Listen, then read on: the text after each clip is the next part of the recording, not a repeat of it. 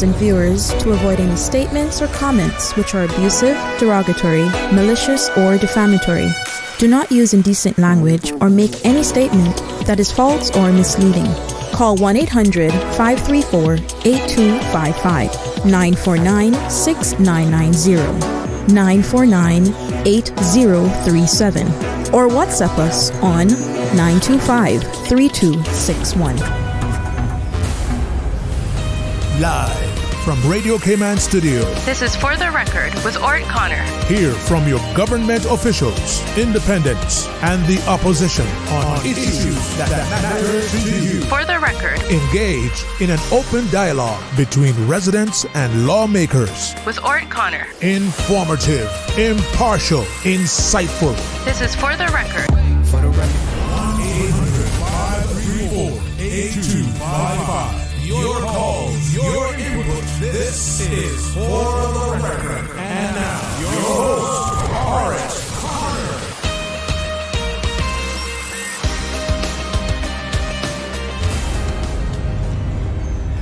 Hey, good morning. I love that intro, and I am not Mr. Ort Connor. Hopefully, he's safely enjoying his respite away from this place. We welcome you, and thank you so much for allowing us to be a part of a discussion. As we get into our discussion today, talking about monkeypox, we have both the Chief Medical Officer and the Chief Nursing Officer, Dr. Janet and Ms. Felicia, respectively. And we invite you. After the news at 8:15, the Honorable Tourism Minister will be our guest.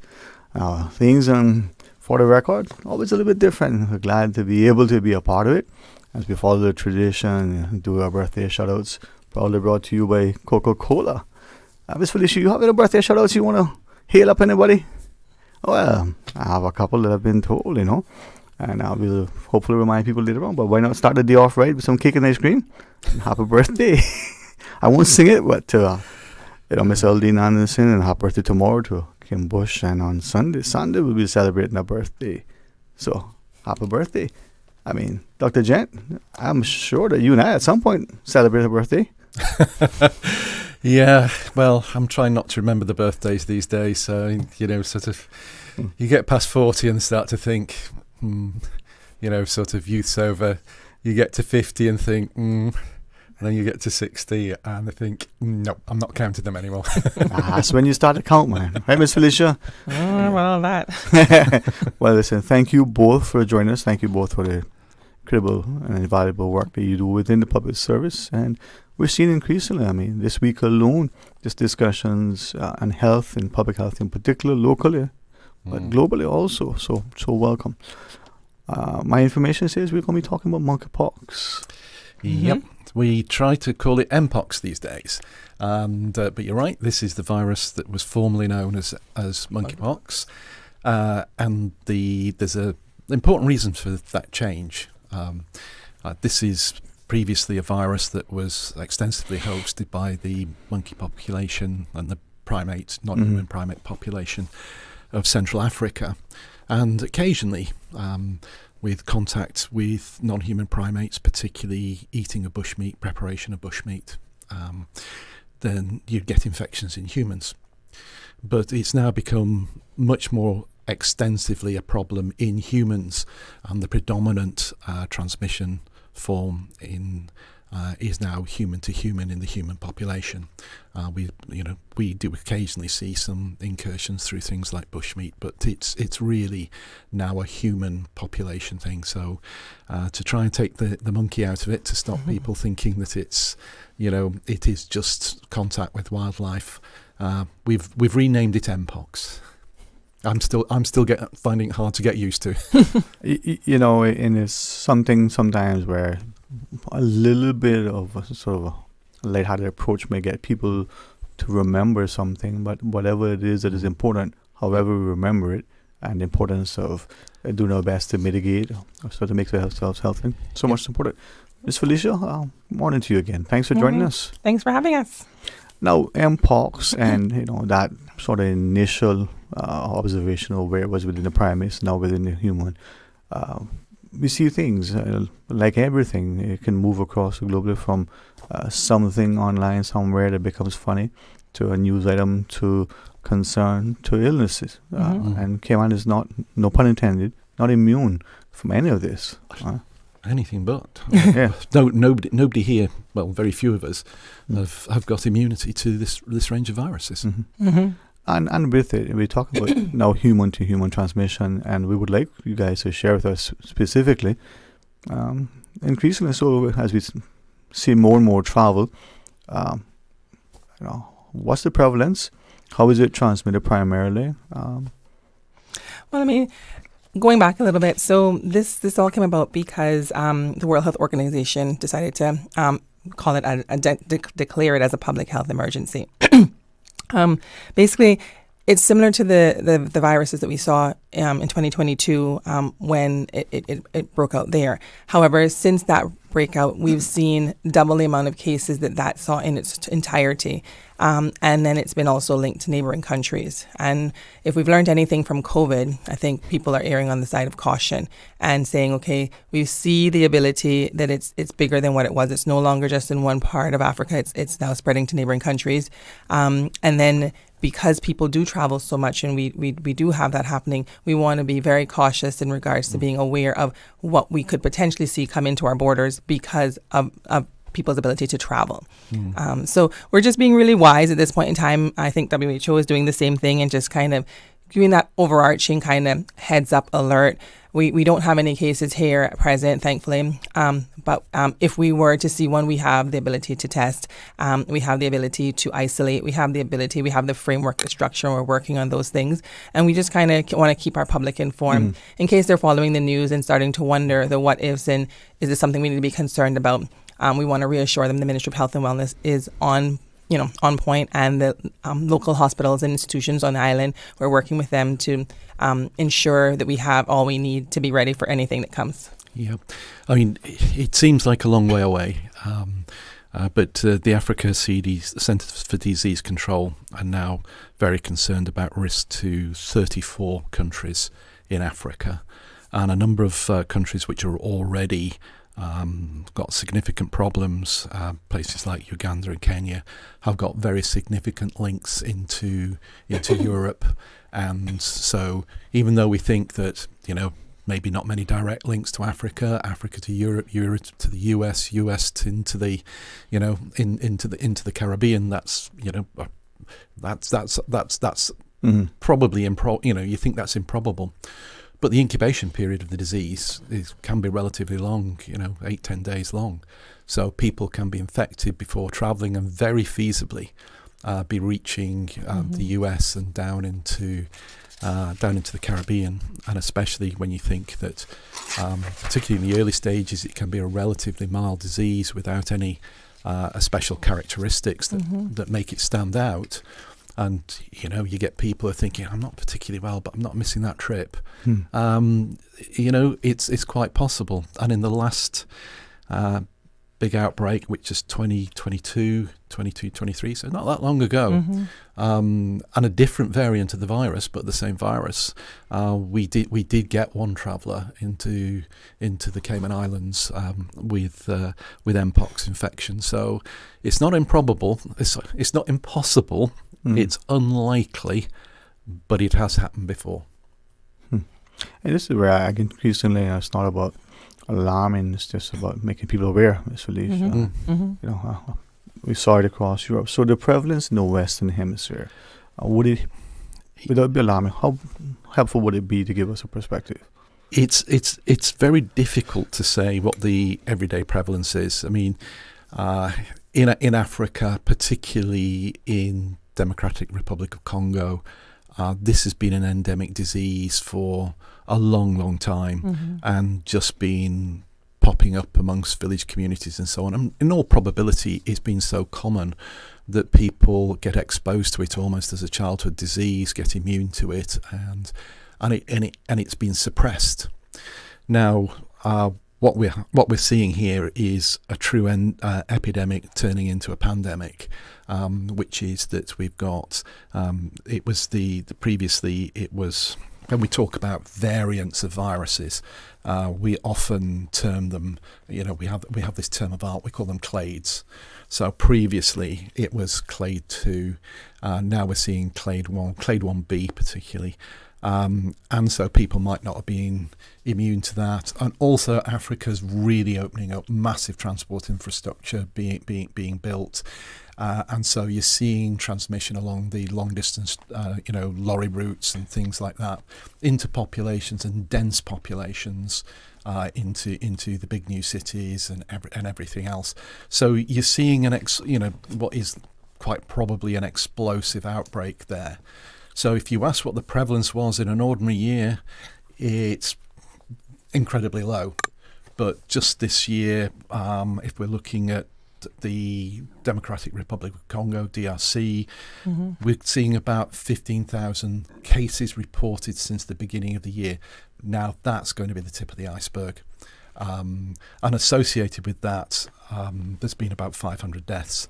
Now, people should not immediately think then this is a lethal illness in the context of somewhere like the Cayman Islands. When you work in Africa, you see very different circumstances. You see a lot of malnutrition, relatively high rates of HIV, TB, and the like. Particularly problematic, in the living conditions. You can get extremely high viral loads, access to healthcare and so on, make a huge difference in survivability. Generally speaking, in Western Europe, the US, Caribbean, I would expect, it to be essentially a self-limiting infection, a nuisance, unpleasant, and particularly the pox lesions in the more severe cases, or pox lesions when somebody has an underlying skin condition like eczema, to be quite problematic, but not something we would expect, to really see death from. So it's difficult. That's a long-winded way of saying to you, it's not the prevalence, it's the size of the current outbreak, the way that it's spreading, the fact that it's spreading to people who have no immunity. And you'll see a lot in the media about people saying, oh, this is more infectious, or it causes more severe disease. In the context of Africa, that's probably what it's looking like. But it's probably more infectious because of the way the population is living, the density of the population, and the fact that it's going to places where people have never been infected with it before. How it behaves in populations such as the European population, the US population, the Caribbean population is probably different until we start to see cases that are cropping up probably first in Europe, and then seeing what the transmissibility and the severity of illness is there. I've not seen anything that says that we're going to see anything really different than before. But for Africa, take every country or region on its own circumstances, and this is a huge emergency for Africa, no doubt about that. For the rest of the world, it's a little bit easy. It's not straightforward to contain because of the incubation period, the very transmissibility, particularly within households, and the length of the illness while people are infectious. That's a nuisance to manage, but we can do it. Right. Well, after the break, just remind the listeners important points about it, and invite those who listen to rejoin us. Please stay tuned. The Cayman Islands boasts of a long, colorful, and rich history.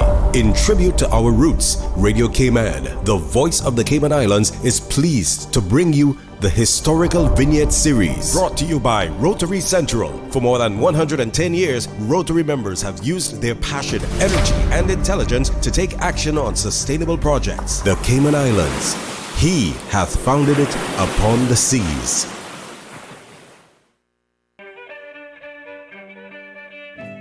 The development of the Cayman Islands financial services industry is said to be nothing short of a modern economic miracle and should not be understated. Did you know that prior to 1953, the only operational bank in the Cayman Islands was a government savings bank, although it could not conduct commercial transactions or solve cash flow shortages? Despite pleas from the governor in Jamaica for the banks there to open a branch in the Cayman Islands, it was not until March 1953 when Barclays DCO opened their first office in Dr. Roy McTaggart's dental parlor on South Church Street. In 1957, Barclays moved into Dr. Roy's newly constructed Rembrandt building on Cardinal Avenue, and they did not see their first competition until 1963, when Royal Bank of Canada opened their first branch in the islands. Barclays would later open the first commercial bank branch in the sister islands on Cayman Brac in 1964. The Banking and Trust Companies and Regulation Law of 1966 would soon prove to be the key to launching the Cayman Islands into the world of offshore finance. Radio Cayman's historical vignettes was brought to you by Rotary Central. For more than 110 years, Rotary members have used their passion, energy, and intelligence to take action on sustainable projects. Since 1993, Rotary Central has worked diligently each year to provide quality bus shelters to our community. A traveling convenience to our school children, the elderly, young people going to work, guest workers, and visitors using the public bus. We, Rotary Central, help you, our advertisers, make it happen. Your marketing dollar travels a far way, positioning your message, your product, your services, your presence in over 83 bus shelters. Every dollar you spend, every advert you place helps to build another bus shelter, providing modest comfort for Cayman travelers. Reserve space now on the only billboard medium in the Cayman Islands. Email rotaryshelters@gmail.com. rotaryshelters@gmail.com. The Bus Shelters, a partner in community convenience. Another inspiration program by Rotary Central Cayman Islands.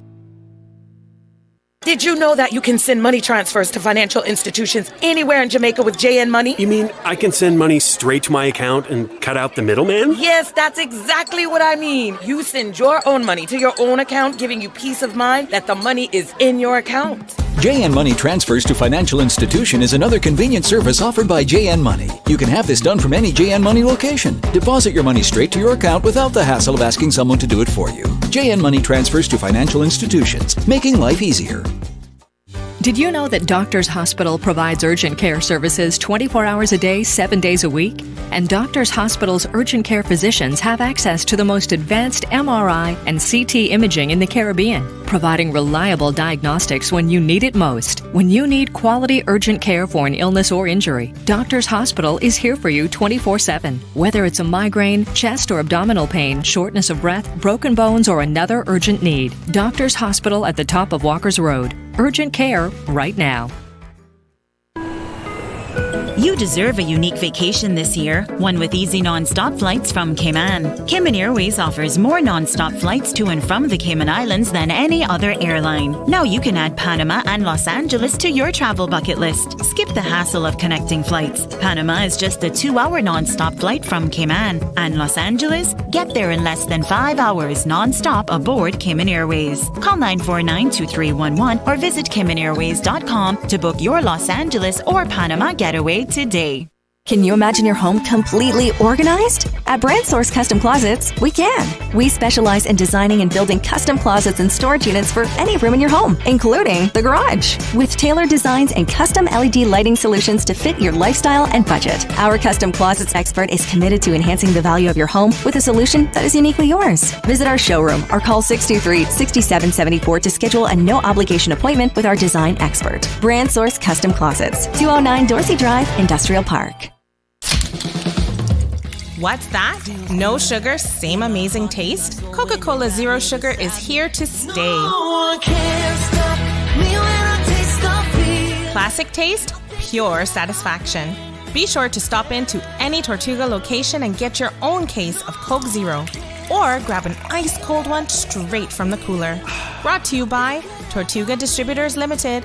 Coca-Cola, taste the feeling, Cayman.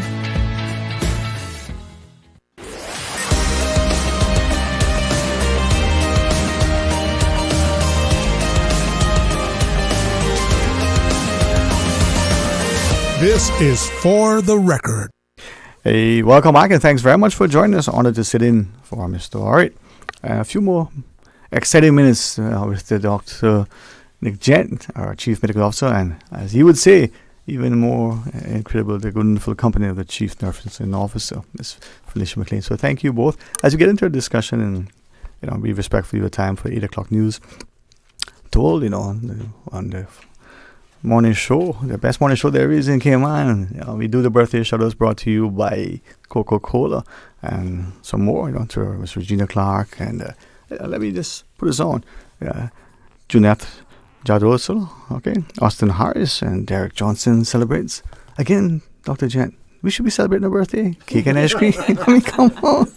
I'm happy to celebrate everybody else's. No, it's a nice thing. Yes, no, so wonderful. And then there are those who celebrate in a way that, for them it's not just their day, they celebrate all those around. And maybe, Miss Felicia, this is where information and awareness at this stage, as we talk about MPOX, is important. Yeah. If I might, and I'm going to want to be mindful that some of us will remain here, some of us will not be catching the train, as I already said on Wednesday, but nonetheless, we talked about it being, in Africa, but mindful that the world is small and we travel significantly. And whether it finds its way into Europe, into the US, into the Caribbean, as Dr. Jen said, or some of us are exploring on just a whirlwind tour. If I may then quickly ask, what we're going to do so we'll be aware, but also, in Europe and the like so. So we'll say what we'll do if we do think we have a suspected patient, but I think something that the public might want to know is, how do I know whether I should present? What am I looking for? Normally, people have fevers, which is very common, so that's a hard one, over 38 degrees Celsius. If they have a known contact with a case in the last 21 days of someone who has had symptoms, or if they've traveled within the last 21 days to a country listed by the WHO of being a part of this ongoing epidemic. And then also where we are suspicious of it. So you've got some spots on you, you're not quite sure. You have that fever, you have that general malaise, you're not feeling well, and you've developed some type of lesions and you're not quite sure. That's kind of what you'd want to kind of see. That and you'd say, okay, well, maybe I should get this checked out. And then Dr. Jen will tell you what you're supposed to do if you think you do. Yeah, I know we originally said, we're listed by WHO as part of the ongoing epidemic, but I think to simplify it, I think any travel to Africa, I think is how we're going to probably amend that today. The first thing to do is probably not rush off to hospital, because infectious diseases, if you're otherwise well, and most people with MPOX in early stages, apart from being feeling a bit down, a bit hot, everything else, I think you need to call into your doctor and explain what's going on. We'll be sending information out to all clinical practitioners today. We've been working on stuff with the local hospitals and the lab and the like, so that we've got a common picture of what we do and take advice. They may very well say, look, can you come up to a particular place so we can examine you and test you? And what they will be doing is not saying, just go to urgent care and sit and wait in a waiting room. Yeah, they say, come up, we'll be expecting you. We'll put you in an isolation room, and we'll take your history, have a look at you, and if necessary, we'll test you. But we'll have a pathway so that people aren't mixing in the emergency department waiting room or the urgent care waiting room or your GP's waiting room. But keeping people separate. That makes things easier because anybody who's in contact with a potential case, we'll want to trace them and we want to minimise that. But you make that contact, remember this is probably going to be a nuisance illness rather than anything significant, and we need to take it slowly, do it properly. If you are very, very ill, by the way, no, phone the ambulance, get up to emergency care, whatever. It's almost certainly not MPOX if you are really ill. So let's get that clear. You've got to have that little bit of triage in my mind. Hey, I'm feeling a bit unwell, and so on. We've had these guests over, from Africa, a week ago. Things like that. It's got to be a pretty rare set of circumstances that happens, and just get the advice from your doctor or phone the hospital, to get advice from. Dr. Jen, one of our listeners is asking, in relation to that sort of public education exercise, would there be any public health posters, both in relation to MPOX as well as the newborn mosquito disease? Or a pooch. That's the one. Yeah. Yeah. Yes, we're working on a lot of things. Probably the approach is really, it's so dengue-like. It's very much covered by our dengue stuff, and I think what we're going to do soon is not put out stuff about dengue. We're going to say dengue-like illnesses, and that. So we got that. But this is probably our focus for the next few days, and we had a big meeting yesterday. Thanks to everybody who turned up. So we had all the hospitals, public and private. We had the hospital in Brack as well involved, the laboratory, public health. Everybody joined in. It was really, really good of them. We've overnight we've been consulting on the different care pathways and everything else like that. We know public health is developing, leaflets and so on. Laboratories just working upon the advice to clinicians about how to take, the best samples to give us the best chance of correct diagnosis and everything else. But there's a good exercise going on of both public and professional advice here. So yes, there will be something in the coming week. Would be pamphlet look like or flyer look like that would be out there to help people to be aware of what to look for. Yeah, with symptoms and how to test and the like. Now for many things, you referenced earlier, and as we conclude our discussion, the notion of transmission. Initially, it was the way we would eat the foods. Now it's human to human. Are there any particular modes of transport? How is it transmitted?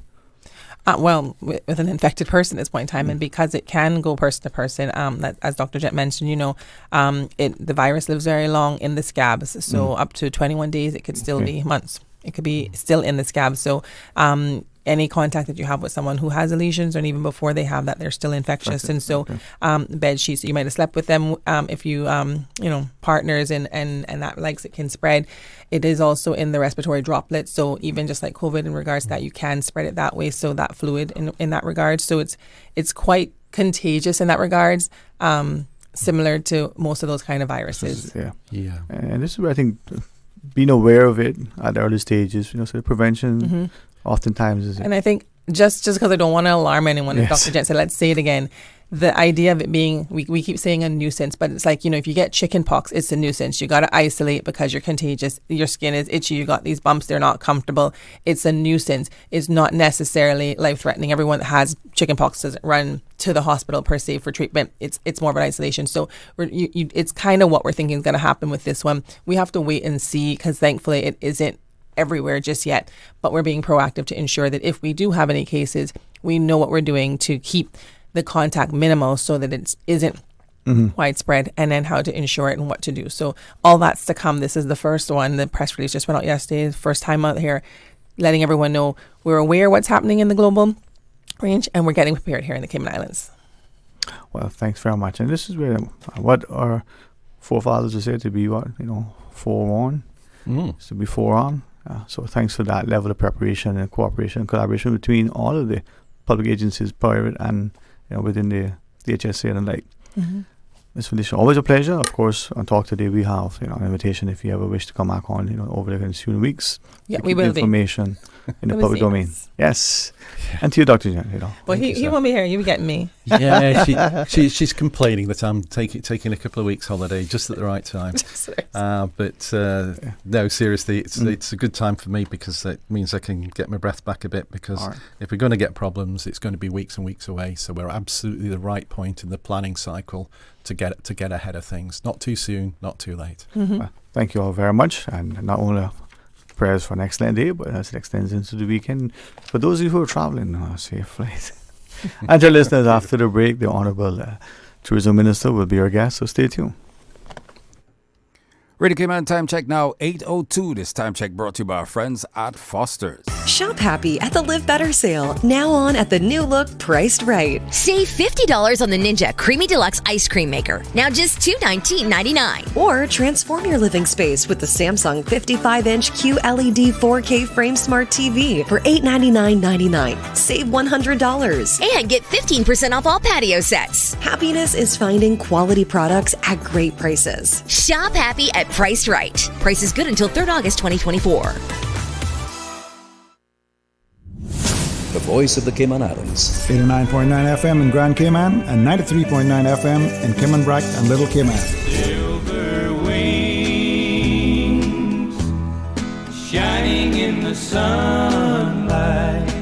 Radio Cayman. For today's biggest news.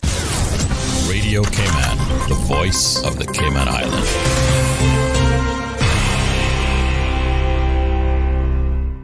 With a look at Radio Cayman's morning news, I'm Dion Anglin. The jury trial of Noel Baker is nearing its end. He faces charges of rape of a minor and indecent assault, which he denies. On Thursday, Crown Counsel Nicole Petit concluded her presentation of evidence, and the defense, led by Samson Law, completed cross-examination of witnesses. Today, both Crown and defense counsels are expected to present closing arguments to the jury, followed by Justice Cheryl Richards' case's summation. The case continues at 10 a.m. Honduras rescinds visa requirements for Caymanians and for British nationals who are domiciled in the Cayman Islands. Cayman Airways was advised by the government of Honduras on Thursday, August 15th, that nationals of the Cayman Islands and nationals of the United Kingdom of Great Britain and Northern Ireland who are domiciled in the Cayman Islands are now exempt from the visa requirement for entry into Honduras. These individuals are now classified under Category A, meaning they no longer need to obtain a visa to travel to Honduras. However, passengers who qualify for this exemption will be required to show proof of their Cayman Islands domicile when traveling to Honduras. And Cayman lawyer Langston Sibley's KC is the author of the Regulation of the Financial Industry in the Cayman Islands from Offshore Financial Center to International Financial Center. It provides an overview of the development and evolution of the Cayman Islands regulatory framework over the past 25 years and an explanation of the changes made against the backdrop of intense scrutiny and review by various international bodies, standard setters, and other governments. There have been a number of books written on the history and growth of the Cayman Islands financial industry. Thus far, however, there has been no comprehensive publication tracing the steady development of the regulation of the sector. Therefore, this book attempts to address this issue and to fill the gap by laying out a coherent roadmap of the evolution and implementation of its regulatory and legal framework. Mr. Sibley's hopes to have his book available in local bookstores soon. Persons interested in obtaining a copy can contact Debbie Webb Sibleys on dwebsibleys@candw.ky or call 926-0748. The cost is $25 CI. Now for a look at news from around the world, here's the BBC. BBC News. The World Health Organization says it fears the lessons from the COVID-19 pandemic won't be applied to the spread of the new Mpox strain outside Africa. The WHO warned against hoarding vaccine stockpiles and called on richer countries to share their resources. Thailand's new Prime Minister, Paetongtarn Shinawatra, says she'll form an experienced government to improve the lives of all Thais. The 37-year-old daughter of the former Prime Minister, Thaksin Shinawatra, is Thailand's youngest ever head of government. Palestinian officials have denounced a deadly attack by Israeli settlers on a village in the occupied West Bank as organised state terrorism. The settlers set cars and houses ablaze as they descended on the village of Jit. Ukraine says the aim of its attack on Kursk is to force Russia to the negotiating table. A presidential advisor said only tactical defeats would convince the Kremlin of the need to start fair peace talks. The United States has said Sudan's army needs to decide to join ceasefire negotiations taking place in Geneva. The US Special Envoy said the paramilitary rapid support forces were there and ready for talks to start. Elections are to be held in Indian-administered Kashmir for the first time in 10 years.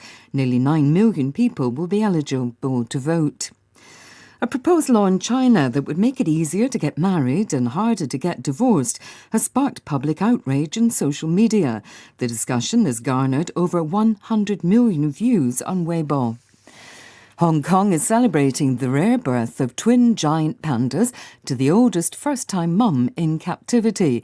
Ying Ying gave birth for the first time at the age of 19, the equivalent of 57 in human years. BBC News. That's it for Radio Cayman's 8 o'clock morning news. I'm Dion Anglin. Stay in touch with Radio Cayman with the latest up-to-date, accurate news and information. For your convenience, the headline news will be repeated on our sister station, Breeze 105.3 FM, weekdays at 8:30 a.m. Follow Radio Cayman on social media, Facebook, Instagram, Twitter, or download the Radio Cayman app in the App Store or log on to www.radiocayman.gov.ky and stay connected to what's happening in the community. Radio Cayman, your voice, your choice, your radio. Since 1993, Rotary Central has worked diligently each year to provide quality bus shelters to our community. A traveling convenience to our school children, the elderly, young people going to work, guest workers, and visitors using the public bus. We, Rotary Central, help you, our advertisers, make it happen. Your marketing dollar travels a far way, positioning your message, your product, your services, your presence in over 83 bus shelters. Every dollar you spend, every advert you place helps to build another bus shelter, providing modest comfort for Cayman travelers. Reserve space now on the only billboard medium in the Cayman Islands. Email rotaryshelters@gmail.com. rotaryshelters@gmail.com. The Bus Shelters, a partner in community convenience. Another inspiration program by Rotary Central Cayman Islands. The 8 a.m. weather update brought to you by CG Britcay, where people come first. Once again, good Friday morning, Cayman. Just about 9 minutes after 8 o'clock. Let's take a look at your weather. It's nice and sunny on the outside.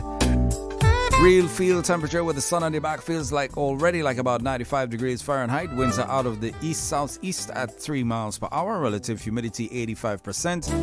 Barometric pressure is at 29.91 inches. Light easterly winds and slight seas will continue across the Cayman area for the next 24 hours due to a weak pressure gradient across the Northwest Caribbean. And the National Hurricane Center in Miami, Florida continues to issue advisories on Hurricane Ernesto. Further information can be found www.nhc.noaa.gov. The storm poses no immediate threat to the Cayman Islands. Our forecast for today calls for partly cloudy skies with a 30% chance of the afternoon shower. Temperatures will rise to the low 90s with a heat index near 109. Winds will be east to northeast at 5 to 10 knots. Seas will be slight with wave heights of 1 to 3 feet. Looking at later tonight, partly cloudy skies, 20% chance of showers. Temperatures will fall to the low 80s. Winds will be east to northeast at 5 to 10 knots. Seas will be slight to moderate with wave heights of 1 to 3 feet.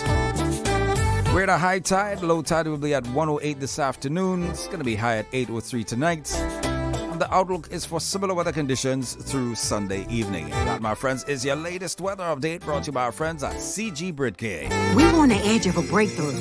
I knew the substance was extraterrestrial, but I didn't realize. Aunt Angie, what does this have to do with managing my insurance? Well, long story long, the entire lab exploded.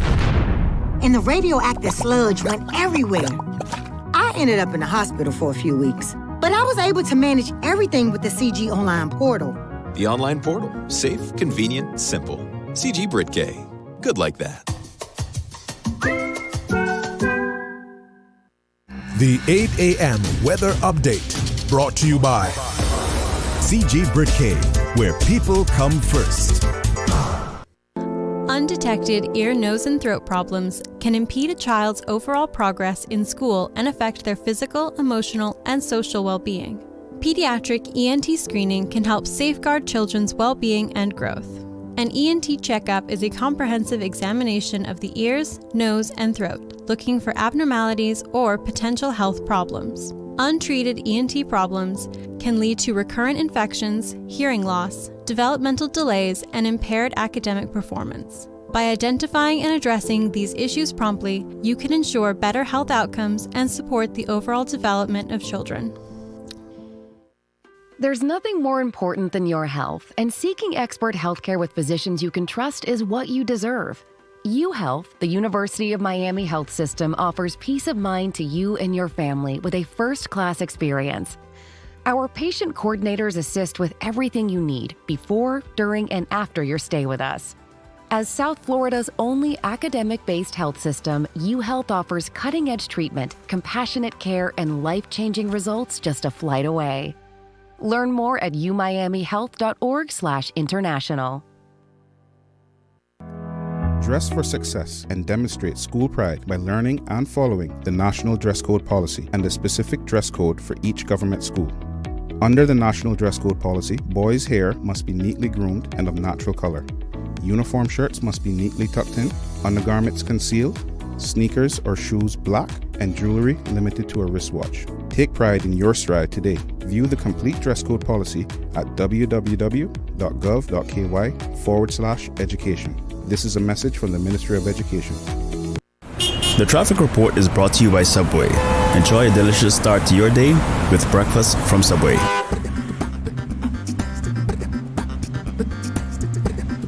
Once again, good Friday morning, my friends. 13 minutes after 8 o'clock. Let's take a look at the traffic as you make your way into the Georgetown area.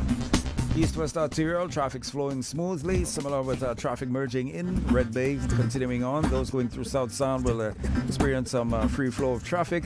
And continuing through South Church Street onto Seafarers Way. And those continuing through Walker's Road, getting closer to the Georgetown area, will experience a little better traffic. There's one cruise ship in port, so we do expect to see some visitors ashore. Be careful of those pedestrians getting around and catching the sights of Georgetown. Of course, getting on the Linford-Pearson Highway, we do have some traffic backing up, of course, on the Bobby Thompson Way. Getting to the four-way intersection there. Crew Road, also seeing some traffic. Looking down from Hosey's gas station, slow-moving traffic. Those continuing to head on to Shedden Road will experience some slow-moving traffic as well. Getting Huldah Avenue, seeing some slow-moving traffic getting to the CNB roundabouts. And of course, getting to the Butterfield roundabout, once that traffic camera swings in that area, we do expect the usual traffic. Northward bound lane heading towards the Esley Tibbetts. Very light traffic coming off the Esley Tibbetts into the Georgetown area. North Sound Road will experience its traffic during the course of the day. Godfrey Dixon Way feeding into Eastern Avenue seems fair to find. Shedden Road, seeing some light traffic with light pedestrian movements leading out to Seafarers Way. And of course, if you're heading towards the airport to catch a flight, very light traffic along Roberts Drive. Cayman Braga, Little Cayman, seeing some light traffic this time of the morning. Urge you once again, buckle up and stay safe. That's your latest traffic report. Summer's heating up, and so are the good times. Whether you are out on the water, enjoying the beach, or gathering with colleagues for an office bash, make it a feast to remember with Subway. From assorted sandwich platters to mouth-watering cookies, our catering menu has something for everyone. Perfect for groups of 5 or more. For food that's fresh, fast, and perfect for any occasion, choose Subway Catering. Visit subway.ky for catering options. Subway. Eat fresh. The traffic report is brought to you by Subway. Enjoy a delicious start to your day with breakfast from Subway. You deserve a unique vacation this year, one with easy non-stop flights from Cayman. Cayman Airways offers more non-stop flights to and from the Cayman Islands than any other airline. Now you can add Panama and Los Angeles to your travel bucket list. Skip the hassle of connecting flights. Panama is just a 2-hour non-stop flight from Cayman. And Los Angeles? Get there in less than 5 hours non-stop aboard Cayman Airways. Call 949-2311 or visit CaymanAirways.com to book your Los Angeles or Panama getaway today. The new KFC nuggets have arrived. That unlike the no-gets, ours are handmade using 100% white meat, unlike the no-gets. At KFC, we hand-bread every day to achieve the perfect flavor. After you try our delicious and crispy nuggets in the original recipe, you'll never settle for less. KFC, the real nuggets. It's finger-licking good. Radio Cayman News. Arrested a 76-year-old man from Cayman Brac on suspicion of murder. Police say the senior politician was transported to the hospital. Daring daylight robbery unfolded at the Diamond International Store. I'm struggling to see how we have spent more than double what we budgeted. Radio Cayman. Your voice, your choice for today's biggest news.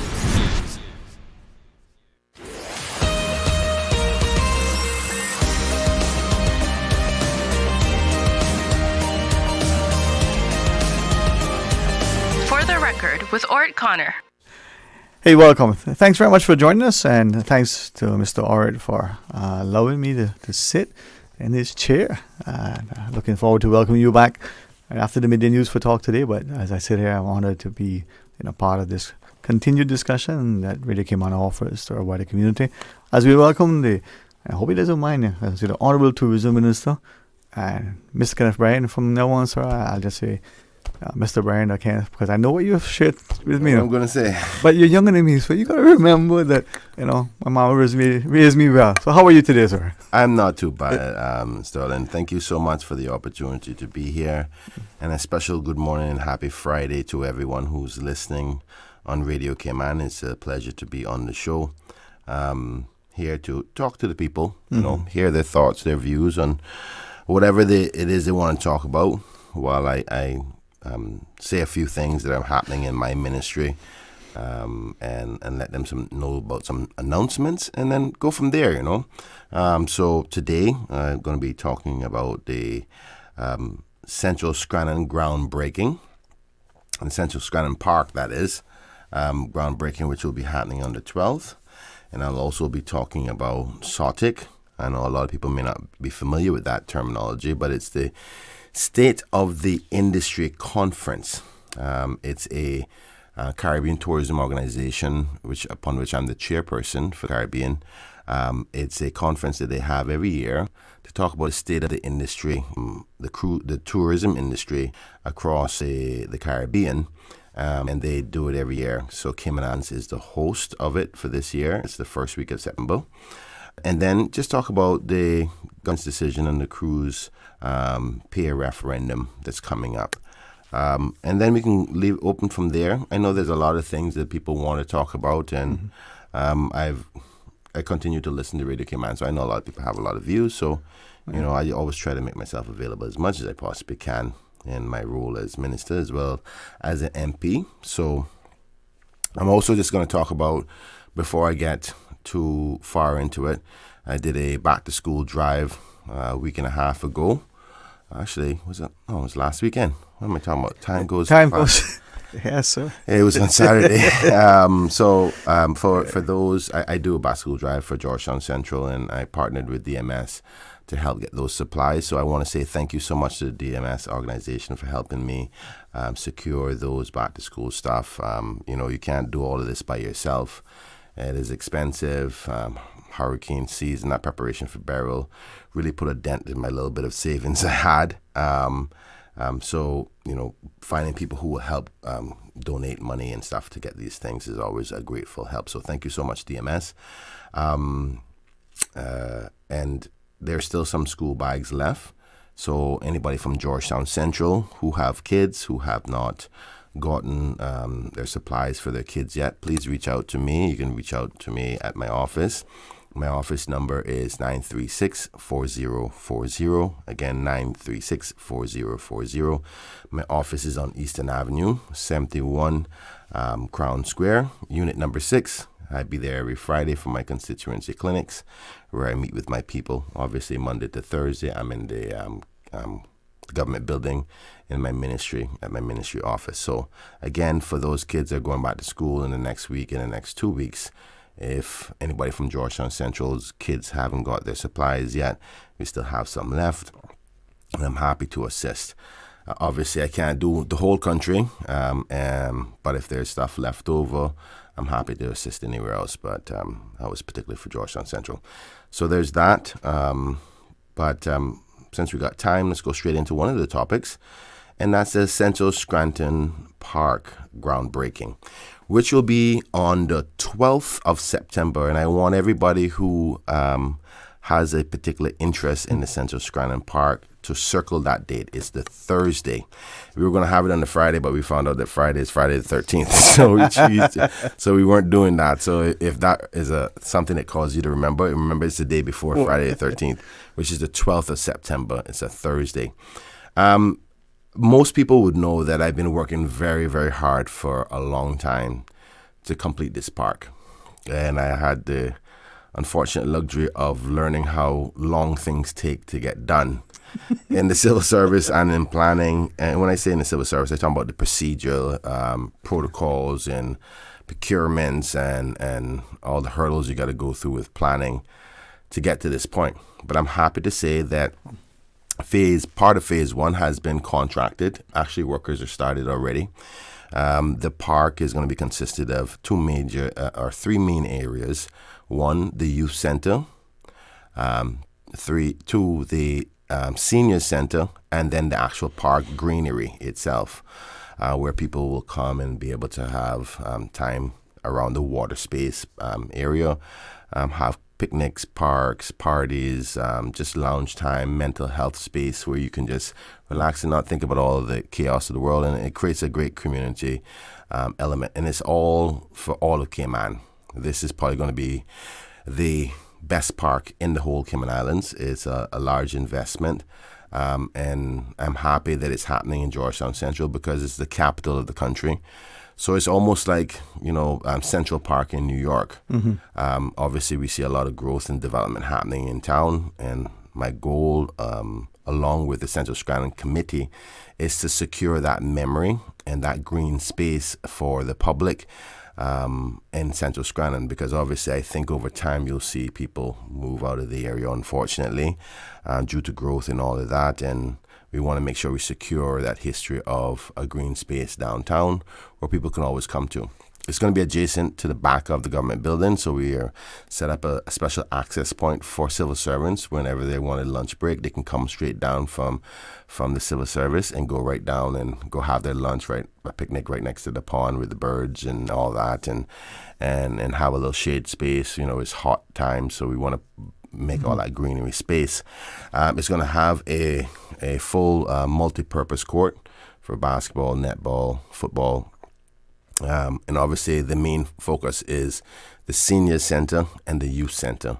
We were able, thank God to my colleagues who supported me in this endeavor and this thought, allowed me to acquire enough property that was available for sale. And I must say that I didn't buy any property from any Caymanians who were living there. The properties that we were using, that's not fully true. Mrs. Scotty, who was living there but had intentions to move to East End, where he bought one of the government affordable homes. He was planning to transition anyway. All of the other properties that we bought were rental properties, and the landowners were willing to sell with the vision of what we were trying to do to secure the area rather than, some major developer come and buy the property and build a building. So I'm so happy that they partnered with the government and myself and the Central Scranton Committee to build this dream. So one of the buildings is going to be turned into a youth center, and that's the one that's first started. The youth is the future. So I'm really, really happy. Today being Friday, the work started on Tuesday. I'm actually going to go there right after this. I'm kind of hovering around the workers already going, I'm so excited, Phase 2 and phase 1 and phase 2 of the project was out on bonfire, and the bids are in. So the procurement team I think it's called the procurement team, who have to assess those bids and then come back with a preferred bidder, are doing that process now. I think next week I'll be able to know what the preferred bidders are, and that hopefully we'll be able to announce who those winners of those bids are on the groundbreaking on the 12th of September. We already know one of the companies who's doing the work, Robinson Construction. They will be there. We expect all our MPs and government officials and myself, the Premier, the Governor, Deputy Governor, obviously all of our seniors from our community of Georgetown, particularly Georgetown Central in the immediate area, all of my seniors from Central Scranton, Central, Martin Drive, all of those places. We're going to be inviting them, and all over Georgetown, and anybody who wants to come. It's going to be at 5 o'clock on the Thursday. So once you're off work, you can come on over. We'll have food, announcements, groundbreaking, the whole shebang with the shovels and all that. But more importantly, the country will see for the first time the final rendering, which I gave you a sneak peek just now. I appreciate it. I can't show everybody else, but I just showed Sterling the sneak peek of the rendering. And what do you think? What you saw? Can I speak from the perspective of just a citizen in a country? Beautiful. right? Architects, with the greatest respect, sometimes create these things onto themselves. This is a community thing. You referenced the water, which I can speak to that. Water is something that we as a people are drawn to, me in particular. You talked about Central Park. And Olmsted's view and vision then, I think, is very much in line with what you presented. Scranton, for those of us who played football, probably lost most times from the guys that come up from that area. That's just stop calling me. Yeah, I know the best footballers come from Central. You don't have to say it. You see, now you're going. and what is so beautiful is that the families are still there, right? The community is still connected, right? I mean, you referenced Stoker. Lee is a legend without any question, right? But you got so many in there, and that community is still strong. This, I think, speaks to what a vision could be like for our country going forward. But it's a reminder of what it is now, right? I hope, the guys over at sea and don't mind too much. You go get a little bit of food. You watch the football matches the other day. You look around, you see people that you know, and they're from all walks of life, from the senior civil servant to the one just retired, to the entrepreneur who just stopped in, for a little fresh air, a quick hello, and had a good tasty meal. That's the community that you build, and that is what it is. Well, it's not me that's building. Sorry, not you personally. I'm facilitating it, and I want to take this opportunity to say that the Ramon family, particularly Dale Ramon and his mother and his grandparents and his whole family and the Seymours, Miss Lucille, Christine, and many others, Cheryl Miles, they're legends. Anthony, Donna, who have been building this vision for the last 30 years. Yeah, started from just a community effort of we need a little space for the kids. That's it. And it was just one of the property owners who said, go ahead, you can use that land. I gave you permission to use it. To now where it is, where it's a multi-million-dollar park that we're building. And I don't want to take any credit. I'm only the facilitator of a vision, a dream that was built by this community.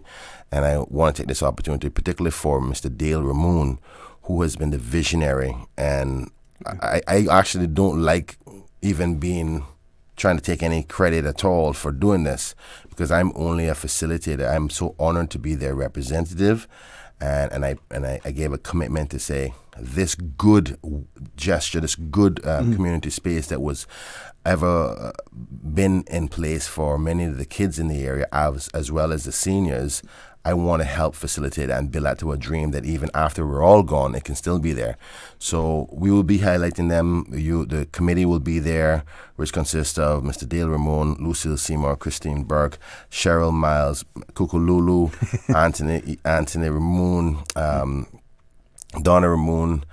There's many others who I can't think of off the top of my head that have been a part of this, and I'm going to be celebrating them because the government is just doing what they're supposed to do, which is facilitate it, right? So it's all about them, and I don't want to say much more. Just come. There will be food. There'll be announcements. You'll get to see the vision, and you'll actually see the company that's developing it, and you can actually see some of the work because we'll have the renderings and everything up there, and I'll tell you the vision about what it's about. It's a project, I think, for the country. It may be in that community, right? But as we go into the break, what I'm saying to you, and I just only meant you, but I thank you for emphasizing that it's the community. Yeah. And by doing that, every country that has a public space like that, Central Park is well known. There are many pocket parks across Europe. There are larger ones. But these are spaces where the community can enjoy. From the workers in the new government building going across for a meeting, for a quick walk, for just as you said, a mental health break. Just to be by that water, right?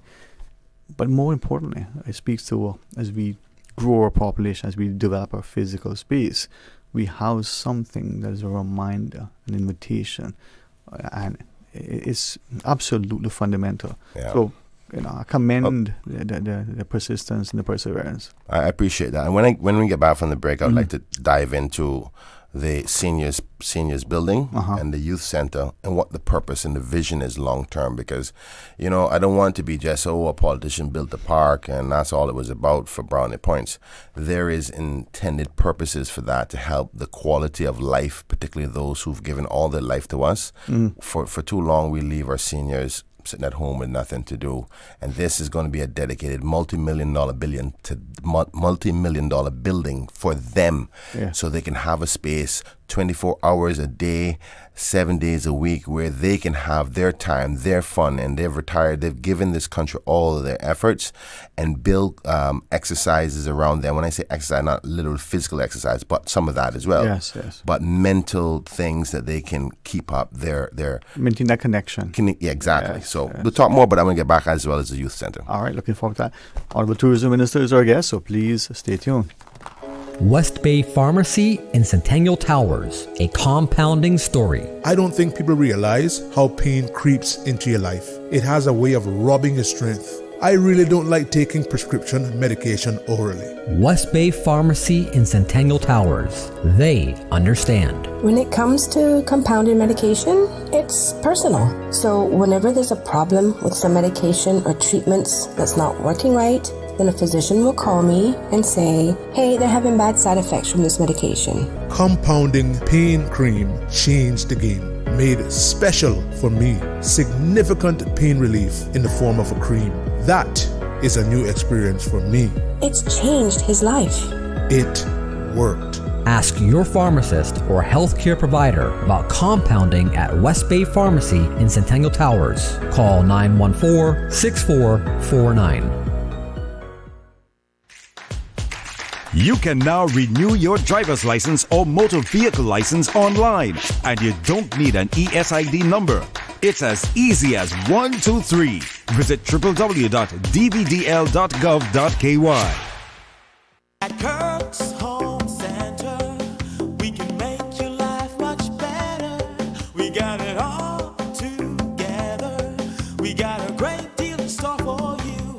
From cookware to stereos, from power tools to plumbing supplies. Yeah, we got the best goods with the best price and a service to make you smile. At Kirk's Home Center, we got a great deal in store for you. Get your child ready for the new school year with Total Health in Grand Pavilion. Total Health's comprehensive back-to-school checkups include ENT, eye, and dental pediatric exams. Ensure your child's health with a complete health report card before school begins. Contact Total Health today at 333-2222 or visit totalhealth.ky to schedule your child's back-to-school checkup. Total Health, where wellness meets education, because every child deserves a healthy start.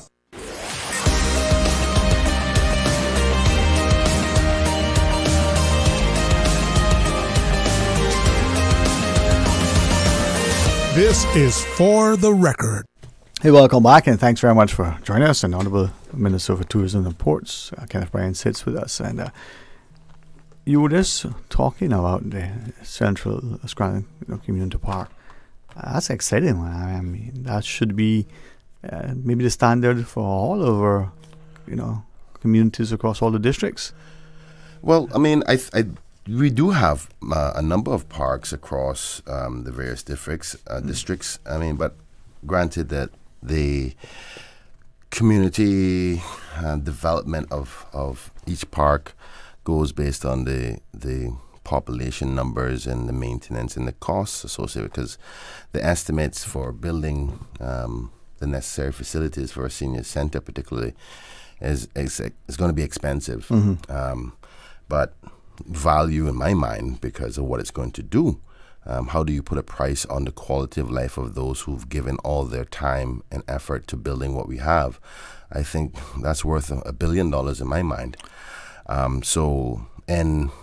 Georgetown particularly, we've been doing this, jumping from different areas to different areas, and no real dedicated space for our seniors where they can go and relax and play games and sit and gather with each other. Just dedicated for them, that the facility is built specific for them, wheelchair accessible, food section whereby they can sit and eat, games, educational things, movie nights, bingo nights, a lot of other, reminiscence. You can go outside and have like a little small walkway, because the pond is going to have a walking path all around it. Yeah. They can can exercise in the evenings. They can just sit by the water and relax and talk with their friends. I mean, even when the center itself may not be doing anything that evening, they can just call their friends and say, guys, let's meet up by the Central Park, sit down by the bench and talk nonsense about what we used to do, you know what I mean? Yeah. While kids are playing on the grass, feeding the birds and the ducks. Man. Building community, yeah. So, and then right across the pond on the other side of it is the youth center, where we'll have classrooms available and kids can come after school to catch up on their grades. If you're a parent and say, boy, my little man is falling behind with his math, you can have after school math classes, and this park is specific to the development of community and trying to make sure that positivity stays in that space. While the Georgetown area and the country grows, you can continue to grow that positive space. And obviously the greenery is another thing, right? Because we're putting up a lot of concrete by its natural growth and development. You can't tell Caymanian developers not to build. I mean, we have some strong Caymanian families, and I'm happy, at least if we're going to continue to build, that it's Caymanian families that are doing it. I'm very proud of the Flowers Group, because everybody else who builds is not a Caymanian name. So if there's going to be any growth and development, I'm happy that the Flowers Group is doing it, because at least it stays in a Caymanian family name. So while that is happening, it's about making sure that we secure some space and keep it for community purposes, green purposes, and not all just concrete buildings, which you naturally see things are happening downtown. So I've been encouraging anybody, particularly in the heart of Central, God forbid if they want to move out or sell, because you can't stop people from selling their property if they want to transition into a different area, because town is different than it once was 50 years ago, that try to consider selling it to government first, so we can keep it in the memory of what we knew the heart of Central is and was, so we can secure that memory as well as commit the community positivity. So that's what we're doing. We're happy to say that we have a substantial amount already. It will always be willing to expand if people want to relinquish their properties. I don't want anybody moving out of Central anymore, I tell you that. But if that has to happen, we'd rather government acquires it so we can expand that vision. Because in my mind, and I think that a lot of people are buying into the vision now, is that if we, in the long term, have a very, very large green space in the heart of our district, rather than somebody else buying it and then say, I'm going to put plans in to put a big old concrete building. I'd rather have it where that people come from West Bay, North Side, East End, and when you're in the capital coming to the government building, you have this special place, but it has the memory of Central and what Central stood for: the Martins, the Seymours, the McFields, the Ramones, the Ebankses, the Miles, and the McLaughlins, and everybody else who's from Georgetown. Yeah. But it's a park for the country, right? And I'm not going to even pretend. I want it to be the best park in the whole of the country.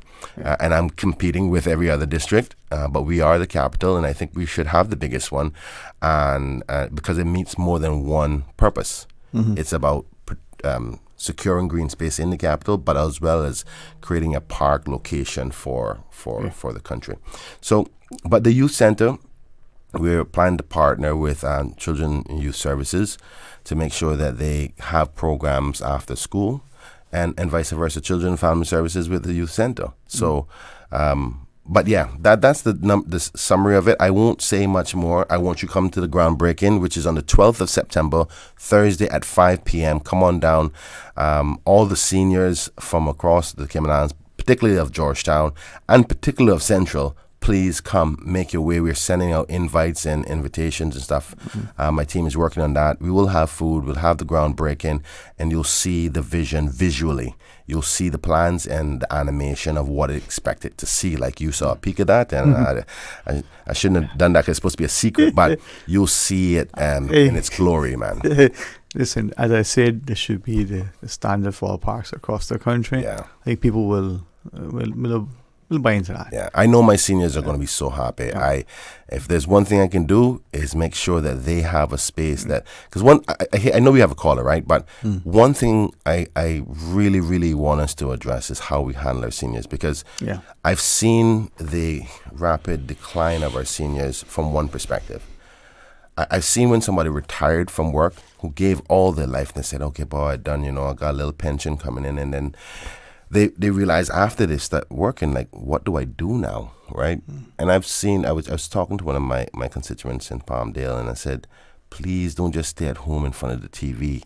Call your friends up. And he said, like, boy, I plan on my friends in West Bay, and I don't like the traffic and drive all the way down there. And I said, but you can't just sit at home, because the TV is the worst.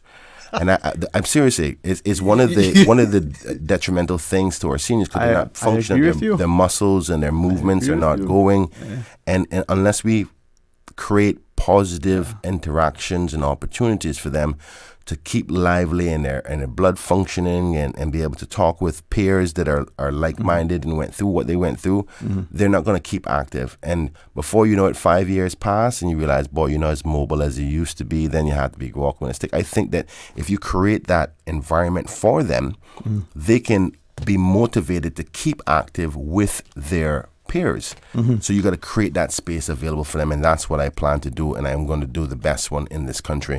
And there's a lot to be excited about. So all you seniors, be excited. Please come to this. You'll be getting more invites, but for whatever reason, if you don't get one, you're welcome to come along. It's on the 12th of September, Thursday at 5 p.m. at the Central Scranton Park. And in order for you to get there, for those who may not be aware, it's at Miss Francis Street off Shedden Road, Georgetown. There'll be food, parking space, all that. So just come for 5 o'clock. All right. The call? The call is gone? I don't know. Mr. Call, go to the phones. What we're doing? I'm just listening, man. Okay, all right. Well, if the caller isn't here, the call is there, sir. Okay, let's take the call, because I don't like people waiting for too long. But I know that if I open up the cruise referendum component, then that's taking over the whole show. I got one more thing to talk about. Okay. Okay. Well, what we can do, we can go through and then go to the calls. No, I don't want to call it wait too long, but just let the caller know. This is very important. This is very important. Yes, sir. Go ahead. Very important. Go ahead. Okay. Kenneth. Yes, sir. Good morning to you and Sterling there. Morning, sir. Morning. Jimmy Ebanks. JSC himself. This is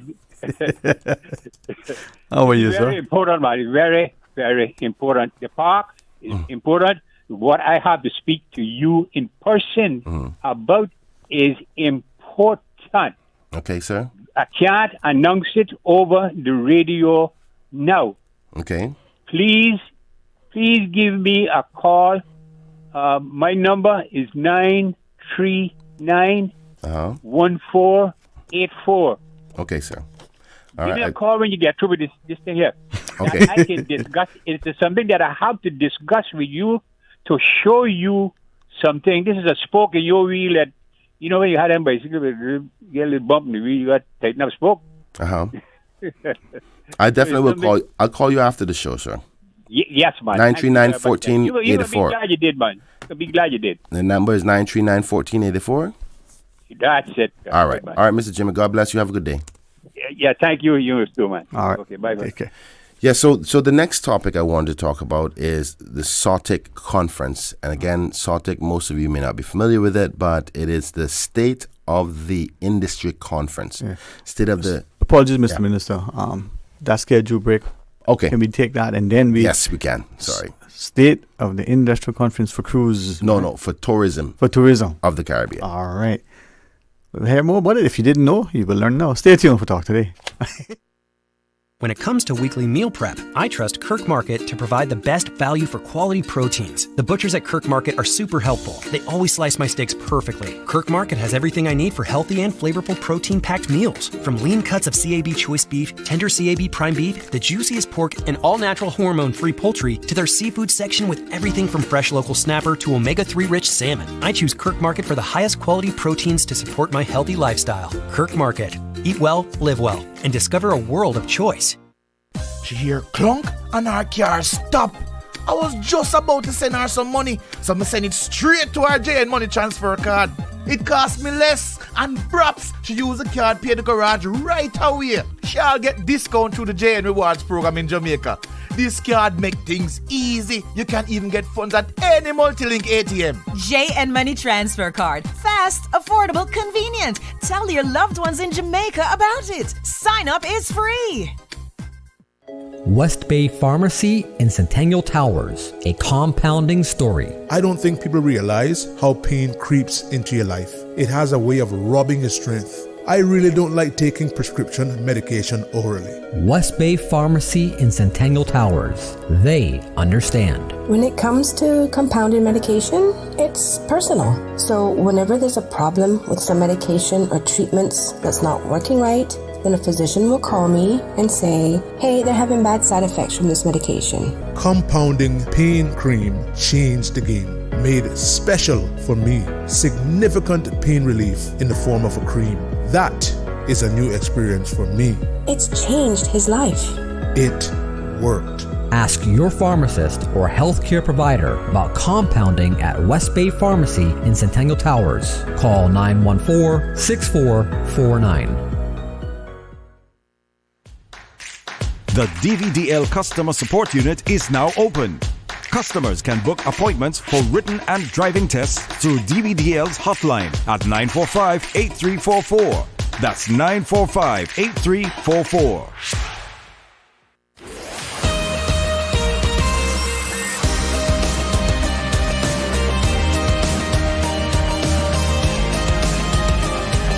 For the Record with Ort Connor. Hey, welcome back and thanks for joining us here on Talk Today's sister show. For the Record, the best morning show we have unfettered access to all of our parliamentarians. Today, the Honourable Minister for Tourism and Ports, Kenneth Bryan. Thanks very much, for sharing with us. Before you get into this, I'll take just a reminder: 5 p.m. Thursday, the 12th of September, for the groundbreaking. All in the country invited, no matter whether you're living or working in town. It's going to be a fantastic evening, right? So thank you so much. Thank you so much for that. God's willing, man. Yeah, I'm excited about it. It is one of those benchmarks that I've tied myself to, and I'm not going to be satisfied till I sign that last, or the ministry on the government's behalf signs out those last 2 signatures for the park development. I'm happy to say that 1 signature is done, so 2 more to go, and but hopefully by the 12th we'll have those done because the process has to go. But yeah, everybody's invited. I look forward to that. I think there's going to be something that the country's going to be proud of for decades to come. Before we went to the break, I was going to talk about SOTIC, and again, for those who may not be fully aware, SOTIC is the abbreviation for the State of the Industry Conference for Tourism across the Caribbean. Some of you may be aware that I am the chairperson for the Caribbean Tourism Organization on behalf of the Cayman Islands. The Caribbean Tourism Organization is an organization that focuses and markets tourism for our region. So you have different regions of the world that market their tourism: the Asian market, the Caribbean, the European market. So we're in competition with other regions. So we, as the Caribbean, work together to make sure that if there's a tourism and marketing, that people come to the Caribbean, and then what Minister Bartlett would say, then we compete against each other. But we compete against the rest of the world to make sure that we're focusing people on the Caribbean. Anyway, to say all that, to say this, that this conference that happens every year invites all the tourism ministers from across the Caribbean to one location to talk about the state of things. How is tourism doing? Where's the projections? Where is it going? What are the trends? What do the people want? What is the new model of the traveler? How are they booking? What hotels are new? What online AI information, all of these things, even climate change, how is it affecting tourism? So you have the conference and you have all the stakeholders come together, the hotels, the cruise lines, the tour operators, the airlines, obviously the ports, the cruises, the ministers, the elected officials, which would be the ministers, and their PSs.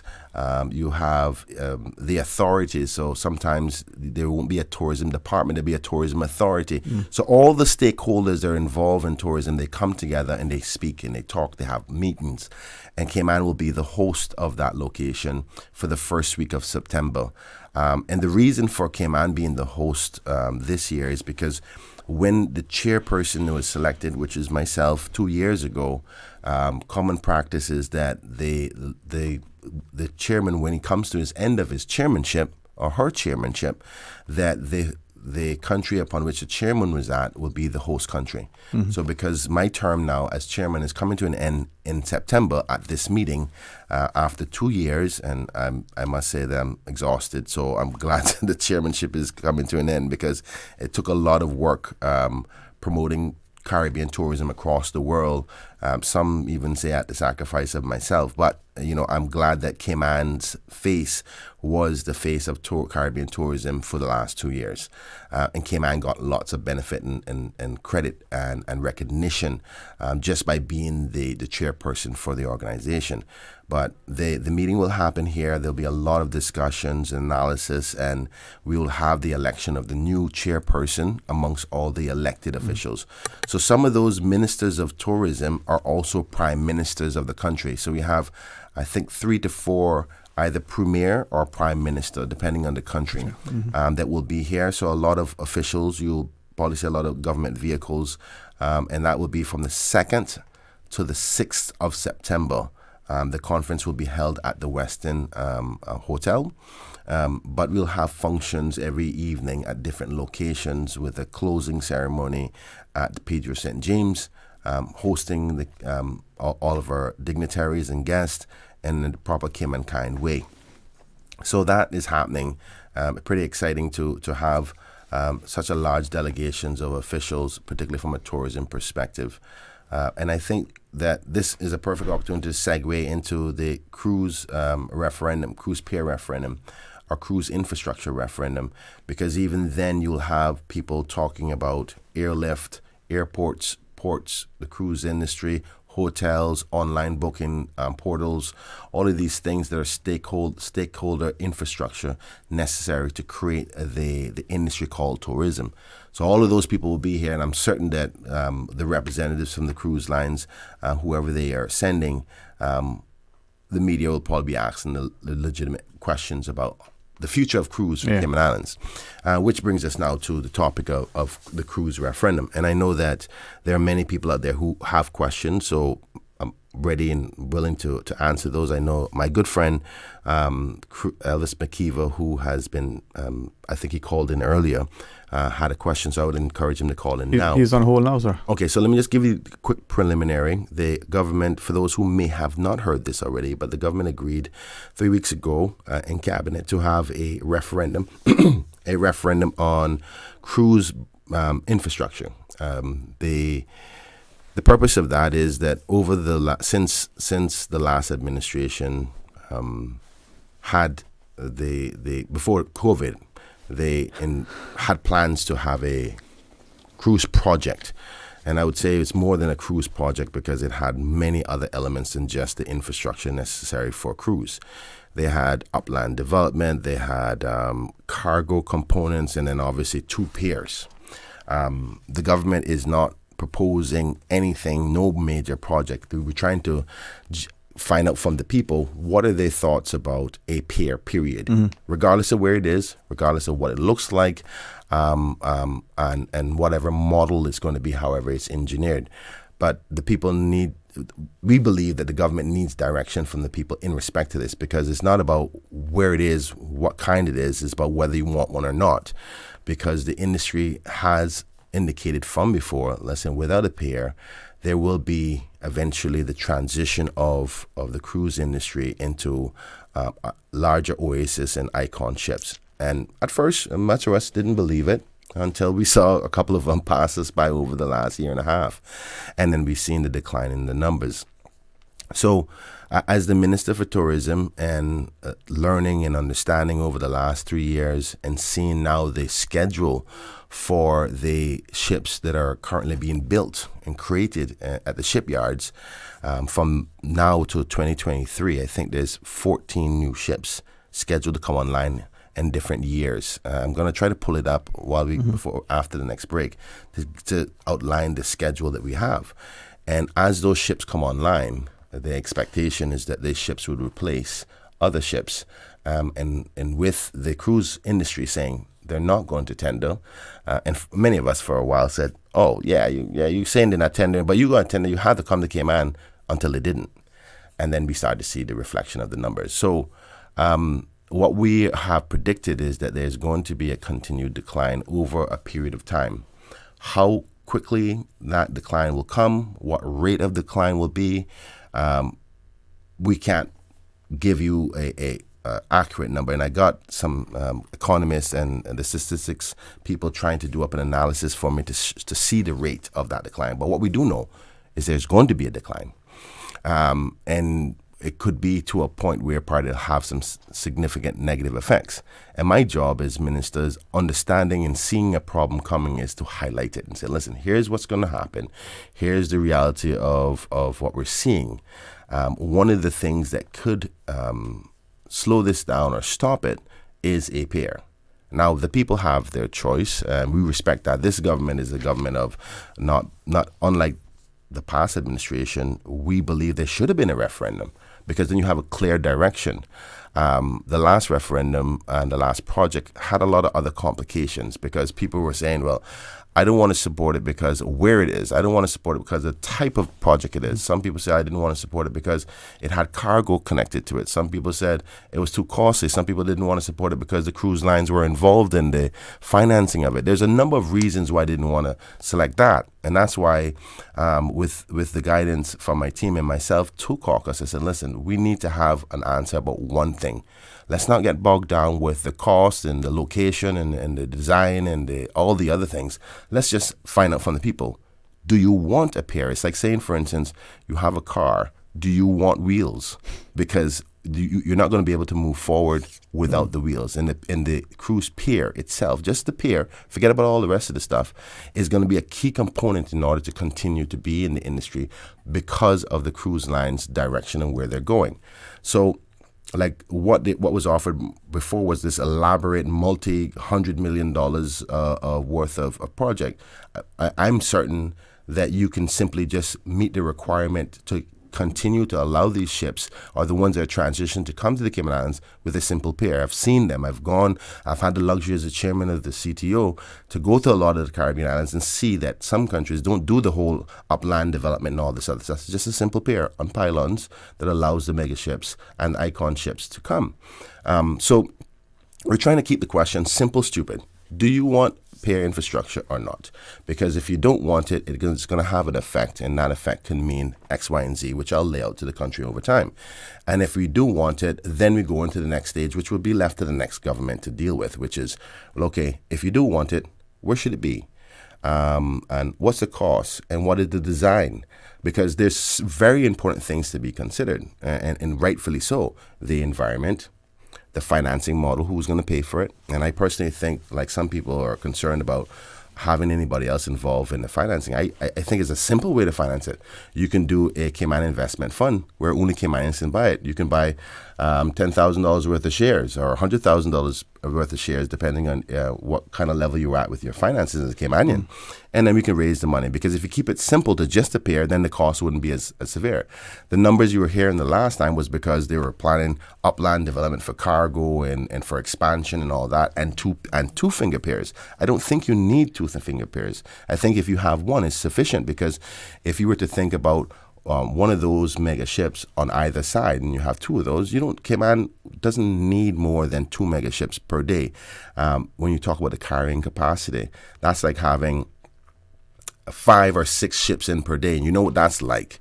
So we can manage the numbers with that pair option. So this is where we're at, and there's so much more to talk about. But if there's anything I want everybody to take away from this is not all the other arguments that is surrounded, but let's make the first decision first, which is, do we want one or not? Then we can argue about the cost. Then we can argue about where. Then we can talk about the environmental stuff.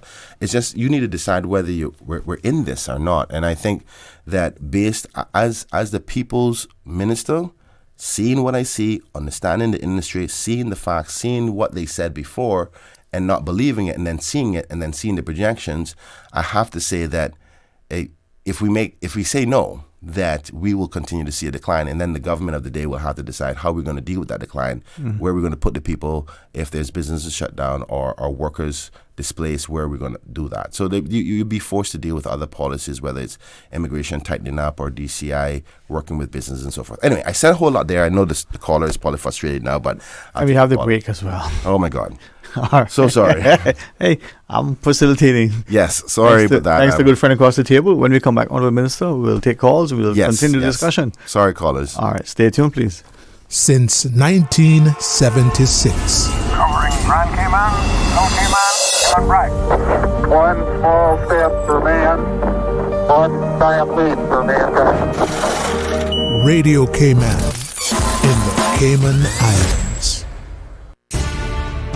From Radio Cayman's newsroom, this is Headlines. Local, regional, international news. The Headline News is brought to you by Kirk Market and Health Services Authority. The jury trial of Noel Baker is nearing its end. He faces charges of rape of a minor and indecent assault, which he denies. On Thursday, the Crown Counsel concluded her presentation of evidence, and the defense, led by Samson Law, completed cross-examination of witnesses. Today, both Crown and defense counsels are expected to present closing arguments to the jury, followed by Justice Cheryl Richards' case's summation. The case continues at 10 a.m. this morning. Good morning, I'm Dion Anglin with your headlines. In news elsewhere, the Colombian Geological Service, or SGC, reported a magnitude 4.1 quake in Jamaica near Kingston this morning. The quake hit at 8:01 a.m. at a shallow depth of 10 kilometers. SGC said based on the preliminary seismic data, the quake was probably felt by many people in the area of the epicenter, but they said it should not have caused significant damage other than objects falling from shelves and possibly broken windows. And travelers should consider getting vaccinated against Mpox if they will be visiting affected areas in Africa, new advice says. The European Centre for Disease Prevention and Control, or ECDC, has updated its recommendations in response to outbreaks of a new strain of the virus. Other continents, including Europe, can expect some cases there too, it says. ECDC says the risk of it spreading everywhere is low, despite the World Health Organization recently declaring the Mpox situation a global emergency. The disease, formerly known as monkeypox, can be passed on by close contact with anyone with the infection. That's a wrap of your headlines. I'm Dion Anglin. Radio Cayman. More news available at www.radiocayman.gov.ky. Check out our social media pages: Facebook, YouTube, X, formerly Twitter. Radio Cayman Headline News.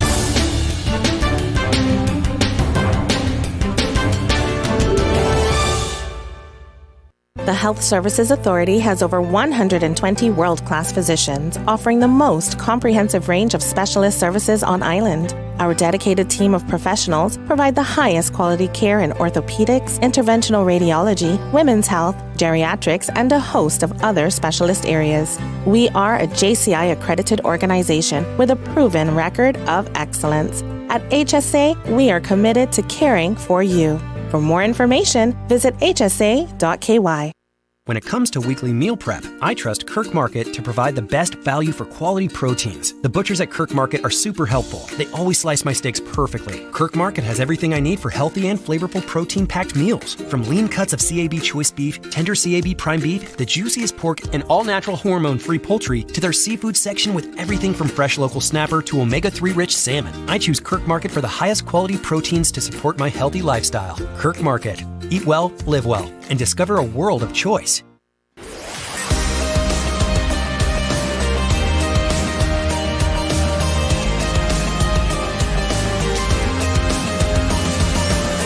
This is For the Record.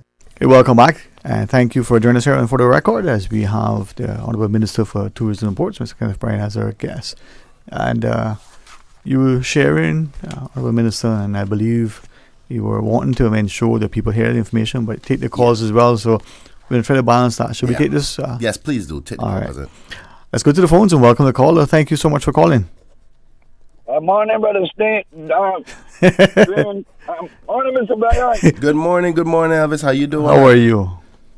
I'm doing. I'm under my mango tree and looking at my pear trees, and I getting frustrated because I already smoke my morning split. You understand what I'm saying? I'm cool like that. All right, big brother. Talk to me. Minister Brian. Yes, sir. Let's be real. I'm a realist because we got election coming up again too, you know. Okay. Now, the last election I ran for it, and I ran that we should decriminalize marijuana. We should legalize the little loaded bingo number thing. I ran for that, stood for it strongly. And our premier now, she campaigned, she said that she was going to decriminalize the ganja too. She took away my thunder at the last furlong of the race. Right? Because that put her back on a good track with the weed smoke, girl, I'm telling you. Who feels it knows it. Now, our last premier, Mr. Wayne Panton, he said, let's do a referendum, and you guys agreed with it too, on the marijuana. Well, I'm actually the one that put it to him and got them to agree, but he didn't follow through. Okay, he didn't follow through. Correct. All right, good. Now, Minister Brian, now we coming to you. I know where you're going. Now, you just went to caucus, and your agenda only was about the cruise fare.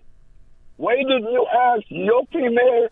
Because you could have just looked down and said, well, Miss Julie, you know, you campaign for the marijuana too. Let's just put that on.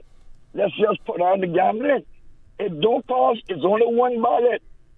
Just like you said, keep it simple and stupid. The abbreviation is KISS.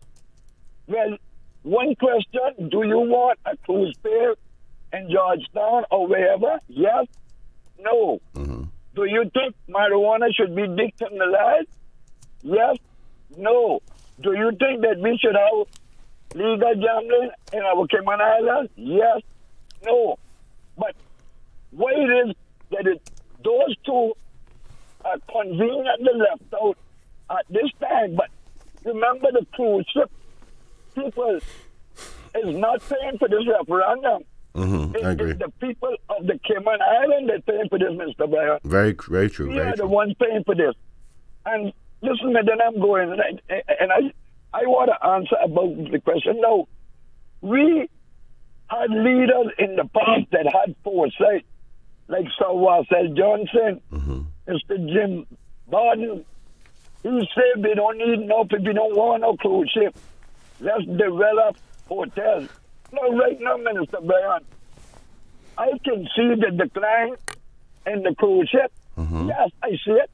But those big old cruise ships, the amenities that they have aboard them, the passengers not coming off. If 6,000 them come on there, if you get 2,000 come on, you're lucky. Very lucky. Very. No. Minister Brian, we have 3 hotels that got soon open. You are the tourist minister. You got to look, listen. You guys, taxes will be coming from the port to work at your hotel, work at the airport, because there got be more passengers coming through the airport, right? So they can transition there.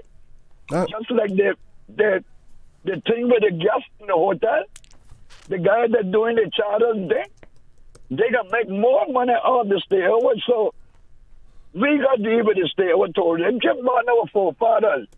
Our forefathers, they're seeing the light. But we come, and some people invite us around the world and show us this way you did. We don't need nothing. We have it here. People pay to come to Cayman. Never with a cruise fare or without a cruise. They will come on a ship that can only carry 200 people. It's Cayman they won't come to.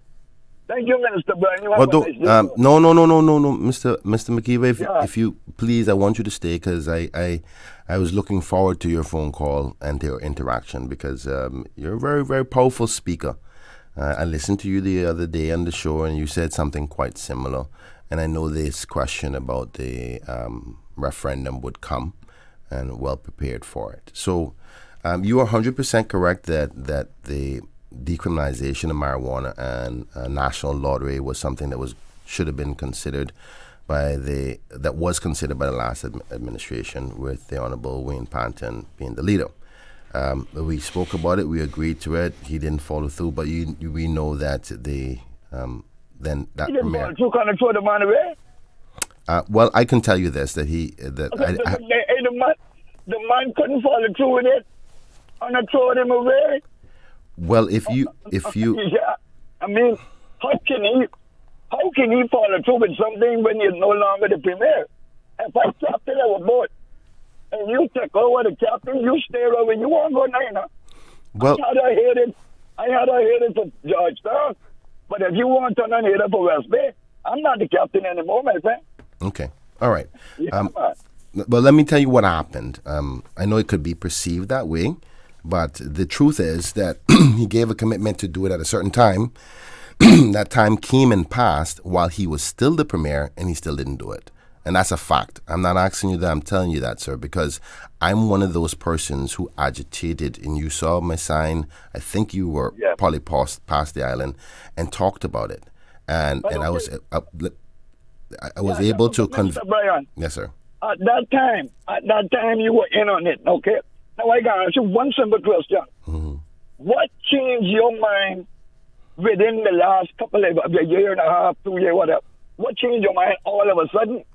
But you see, you're Elvis, you're assuming that my mind has changed. Just give me a couple of minutes and let me answer all your Mr. points. Elvis? Yeah. Let me answer all your points, and maybe you might get some of the answers that you're seeking. Right, so the truth is the former premier didn't follow through on his commitment, and that's a fact. He can come on the call on the radio right now, and I'll tell him he did not follow through on that commitment. Matter of fact, he even allowed me to speak about it publicly on the radio, and he did not follow through when he did say he would do so. I believe in having the people have their say. Everybody knows that. They call me the referendum man. That's fine with that. I always love when my people are involved. That's participatory democracy, right? If you can't make a decision, let the people choose for themselves. That's how I see it. Anyway, that being said, you referred to my agenda and my agenda only in respect to this cruise matter. I don't think that's a fair statement. It's not my agenda. It's the people's agenda. We made this decision as a caucus collectively, recognizing what is coming in respect to the decline in numbers. And my job as the Minister of Tourism is to assess the situation, see the numbers, see the transition of ships, or to project the future. And I've given them my analysis. My team has given the government the analysis and said, this is coming. And if we are not prepared to do a pair, we need to prepare to transition our people into other things. Like you rightfully said, that was a very good point to say that we will be prepared to transition workers from cruise into the hotel, because there's a lot of non-Caymanians working there. So one of the main things about this referendum is once you have a decision, whichever way it is that the government can plan. You talk about our past leaders and our leaders having foresight. This is actually planning for the future. Now, it may be a sensitive area, but we have to talk about it, because if the answer is no, which is the people's right to choose, then at least the next administration will know that the people don't want that. And what are you going to do when the numbers continue to decline? You have to prepare maybe immigration policies where you tighten up on no more work permits for the tourism industry, so that those persons who are losing opportunity from a cruise perspective can move over and to stay over. Like you have said, I think you made a good analysis of that.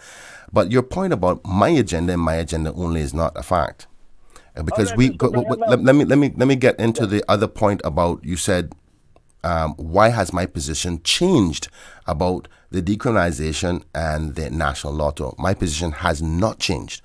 I will explain to you that how the democratic process works. We have a caucus. I do believe that we should consider the decriminalization and the national lottery. But until you have a majority of a government deciding to do that, it will not happen. What you have is a majority of the government have agreed that we should have the discussion on cruise. Now, I will still stand on my position that I think the country needs to make the call on this decriminalization of marijuana. Not legalization. Let me make sure that is clear, because some people want it to be legalized. I do not agree with that. I agree that it should be decriminalized, and it shouldn't be something that ruins young people's lives or old people's lives for that fact. but as well as the national lottery, because the fact that people will decide to buy a number and be criminalized for that, that's also another thing, a hindrance that gets in the way. What is commonly accepted amongst even people who are in government and in the police department. So I believe there should be a national lottery. But my point is, Mr. McKeever, is this. Until you have a majority of people in government agreeing to it, it can't come. My position hasn't changed.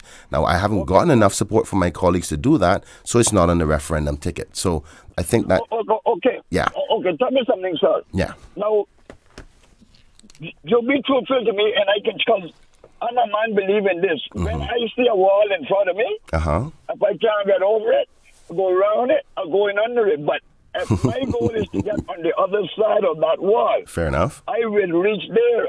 Even if I got to break the wall down. Okay. Now, in the caucus that you guys had, because I will ask the other members, Please do. Did anybody mention anything about the decriminalization again? What I'll tell you this, I'm not gonna I'm not gonna act. Just say yes. No. You're not gonna tie me up into a spot. I can tell you this: Kenneth Bryan is still in support of a referendum being called on decriminalization of marijuana. Kenneth Bryan is still in support of a referendum on a national lottery. Now, I'm not going to get into what happens in caucus in our personal meetings. Hear me out, Elvis, because everybody else is listening. Everybody else is listening, right? I can tell you my position. I can also tell you there has not been majority support to have that on this referendum. If you want to call each member individually, you can, but it'd be inappropriate for me to tell you which one of the members in government not in support or what. That's not my place. I didn't ask you for names, Oh, hello. Sorry. Okay, maybe I misunderstood you. Be nice to your friend. Okay, all right. I'll be nice. Sorry. I didn't ask you which one did not support it. I asked you. Remember, be careful with every soul with that brain, Okay, go ahead. Was that discussed? Yes, it was. Discussed? Yes, it was. The meeting? Yes, it was. Right? Good. And they shut that down and they supported the thing for the payers. Yes. Right? Yes. Well, I can tell all the caucus, and I can tell you, Mr. Bryan, you see, on a still got time, on a good time to move it to the house, you don't need a referendum to go in and say, well, again, we can make the people at the Cayman Island, you can have 4 or 5 trees in your yard, and you don't have to ask the whole island for that, and you can do it. Because everybody around the island from east to west smoke behind them. It's a culture.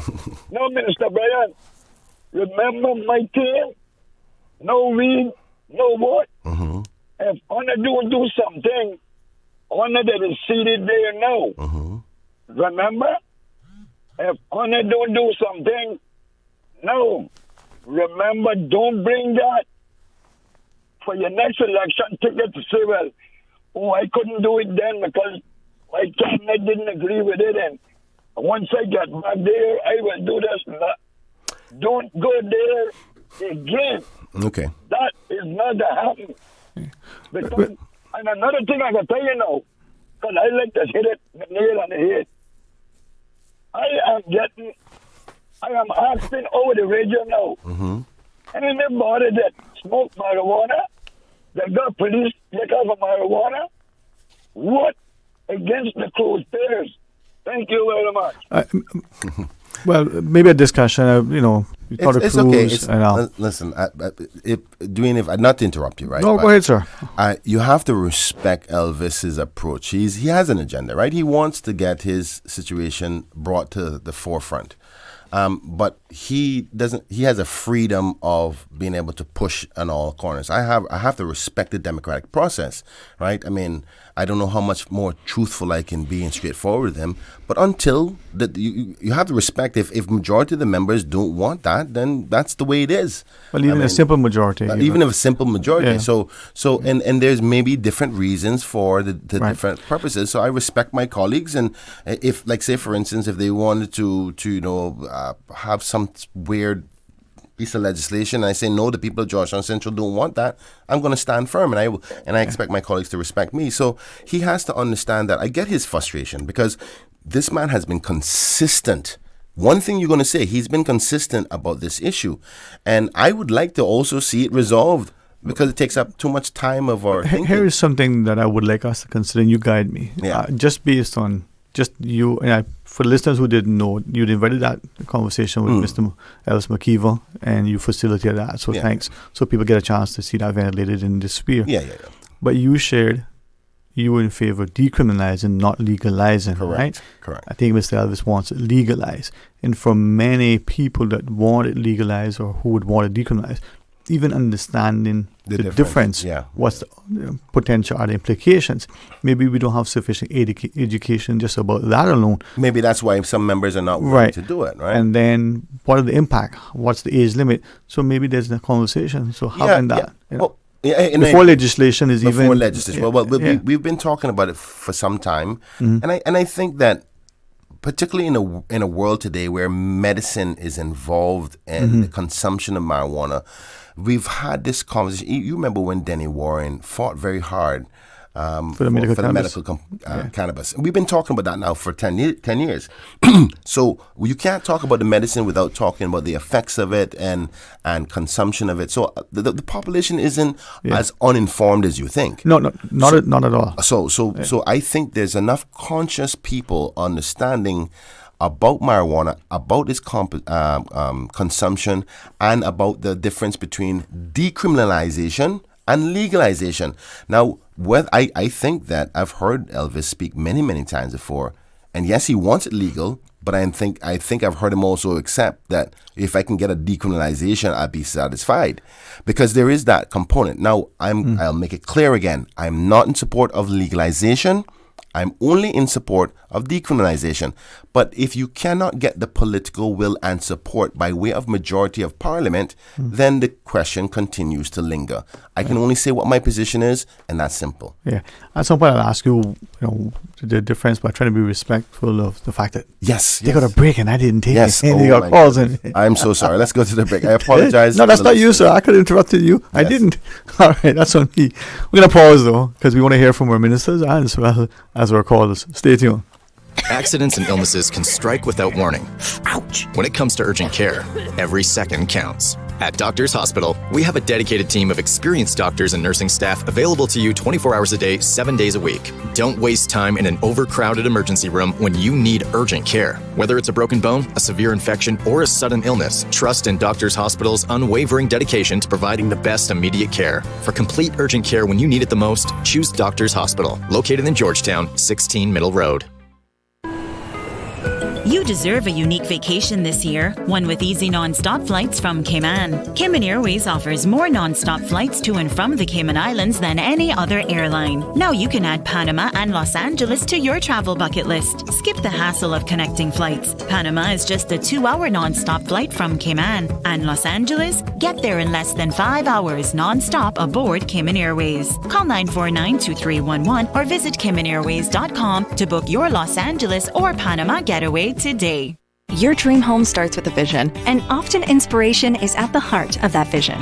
Brand Source Home Gallery's in-house designers are here to help bring your vision to life. Whether you're remodeling or building a new home, Brand Source Home Gallery is your one-stop solution. Explore their kitchen cabinets, sinks, faucets, bath fixtures, tubs, vanities, and more. Let Brand Source's designers help and inspire you with your next project. Call 623-5000 and schedule an appointment with a design expert at Brand Source Home Gallery, Dorsey Drive, Industrial Park, serving Cayman for 50 years. You can now renew your driver's license or motor vehicle license online, and you don't need an ESID number. It's as easy as 1, 2, 3. Visit www.dvdl.gov.ky.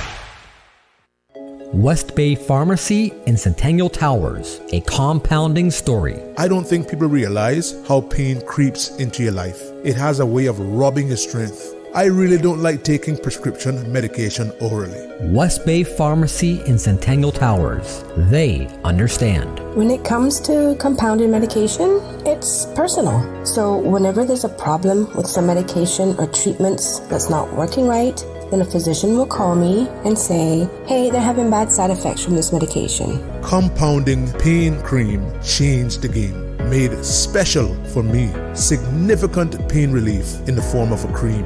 That is a new experience for me. It's changed his life. It worked. Ask your pharmacist or healthcare provider about compounding at West Bay Pharmacy in Centennial Towers. Call 914-6449. When it comes to weekly meal prep, I trust Kirk Market to provide the best value for quality proteins. The butchers at Kirk Market are super helpful. They always slice my steaks perfectly. Kirk Market has everything I need for healthy and flavorful protein-packed meals. From lean cuts of CAB choice beef, tender CAB prime beef, the juiciest pork, and all-natural hormone-free poultry, to their seafood section with everything from fresh local snapper to omega-3 rich salmon. I choose Kirk Market for the highest quality proteins to support my healthy lifestyle. Kirk Market. Eat well, live well, and discover a world of choice. Take some advice from your Aunt Angie. Don't lie on your resume. Because if you say you've got trapeze experience, someone might shoot you out of a cannon and expect you to do a gymnast routine while flying through the air at 82 miles an hour. And just because you want to land on your feet doesn't mean you will. But if you're smart, you'll have CG medical insurance, so you get the best coverage for the price. Get the best coverage for the price. CG Brit-K. Good like that. All benefits are subject to policy provisions, including eligibility at the time of service. Can you imagine your home completely organized? At Brand Source Custom Closets, we can.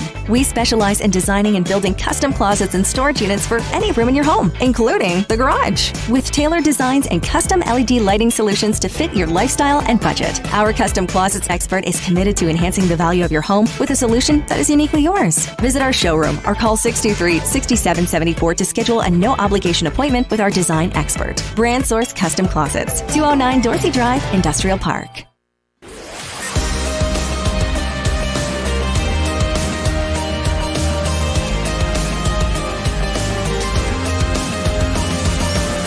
This is For the Record.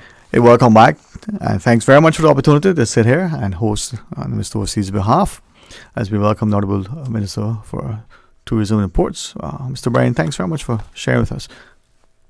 A very engaging public discussion, much on the plate. So thank you for accommodating Mr. McKeever. Some other calls? I would love to take as much calls. All right. And this conversation is going to be probably on the airways for some time. And I must say this, it's an injustice to the conversation because it's a very complicated one in respect to why for and why against. I want the world to know and the country to know that I am currently working on a proper media plan to the pros and cons of having a pair in this country, so you can be informed about it. Because I know there's a lot of people kind of still unsure on why, and they see the failings of or the reduced numbers, and they see ships passing us by. And some people who are not vested in this at all go, listen, I don't want to be involved in a decision to do something and then have the outcome be bad. So I want to be informed because everybody's affected by the cruise industry. It's just they're not sure how it does affect them, and my job is to show them why it's relevant to them and they should participate. But I'm working with my team now with a proper media plan, an education plan to that. So you'll see a lot more of this. So today we can just filter some of the calls. With respect to the caller, I just wanted, since you referenced the referendum, this listener says the referendum cannot be a simple yes or no vote, whether you want a cruise ship here or not.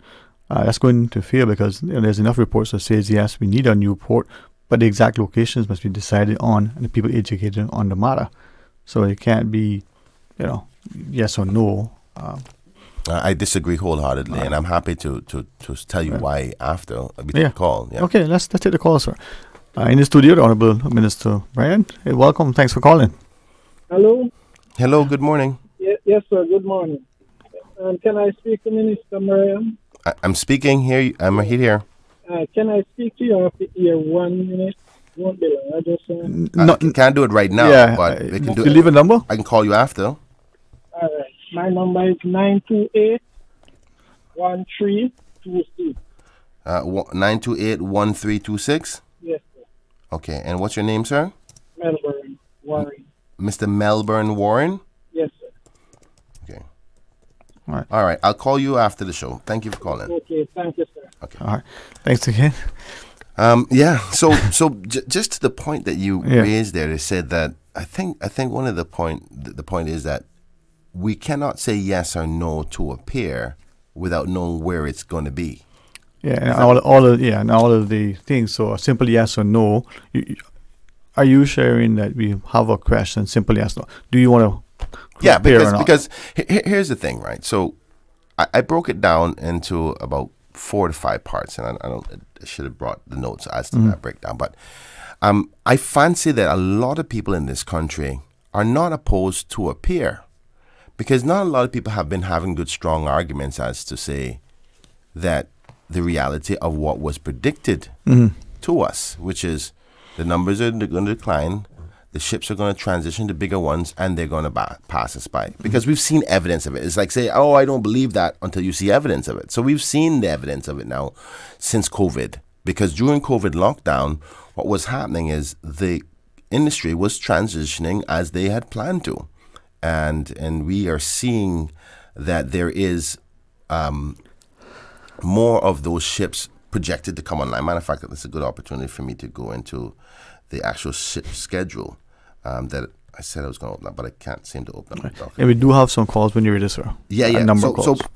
Well, no, you can't have both. I need to answer the question. Answer the question, exactly. Yeah, so please answer it as you wish to. Yeah. So the point is that we saw that transition. And so people are saying, well, you know what? We recognize and we accept that if we don't have a pair, things are going to continue to get worse. So I'm starting to recognize that most people who are calling is not arguing about whether we should have one, but what kind and where and what cost is. And I'm saying that the question is simple about the pair. So once we resolve the concern about whether we should have one or not, then we can transition to the next stage. Because what got convoluted in the last time is that many people were arguing about different things. Some people didn't support that project because of that project. Some people didn't support it because of the environmental component of that project. Some people didn't support it because they don't like cruise at all. They don't think Cayman should be in the industry of cruise at all. Some people said, the environmental concerns. Some people said, well, we want the pier, but we don't want it connected with cargo. Some people didn't support it because they didn't want it in West Bay. So there is different factors, and if you allow all the factors in one decision, you're not sure what the outcome is. So what I'm starting to find out as I'm analyzing this and hearing more feedback is actually not everybody is against a pair.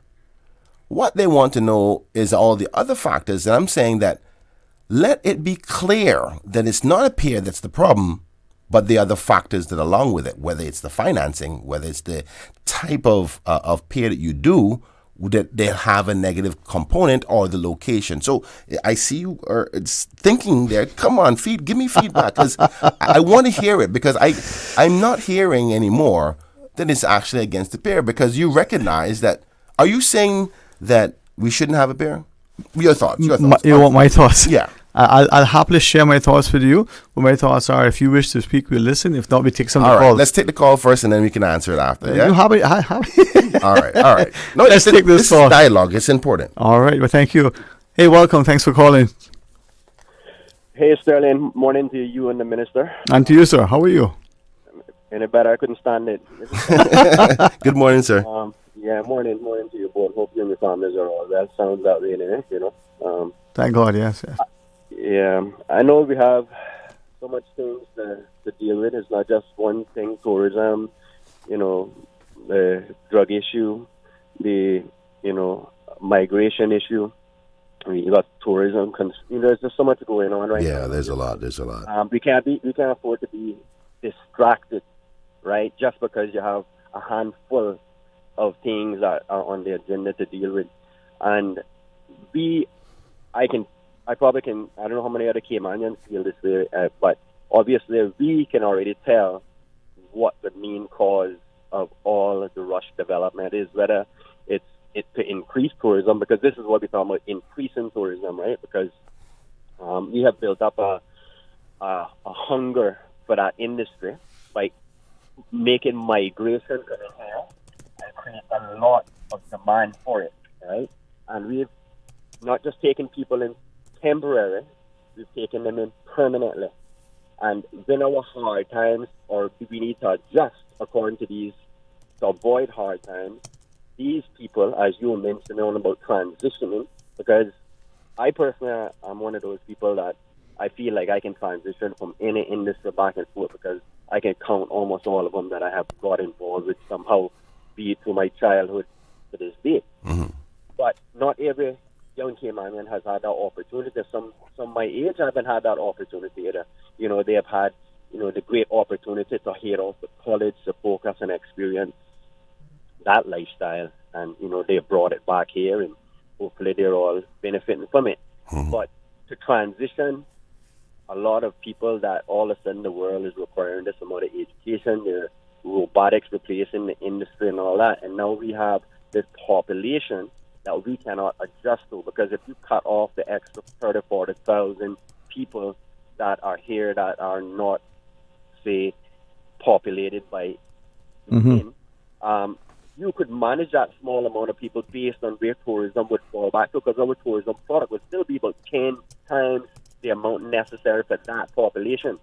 But here we are, we put ourselves in a position where we have taken on a lot of people, and the financial world, unfortunately, has changed as well. You don't have as many bank tellers.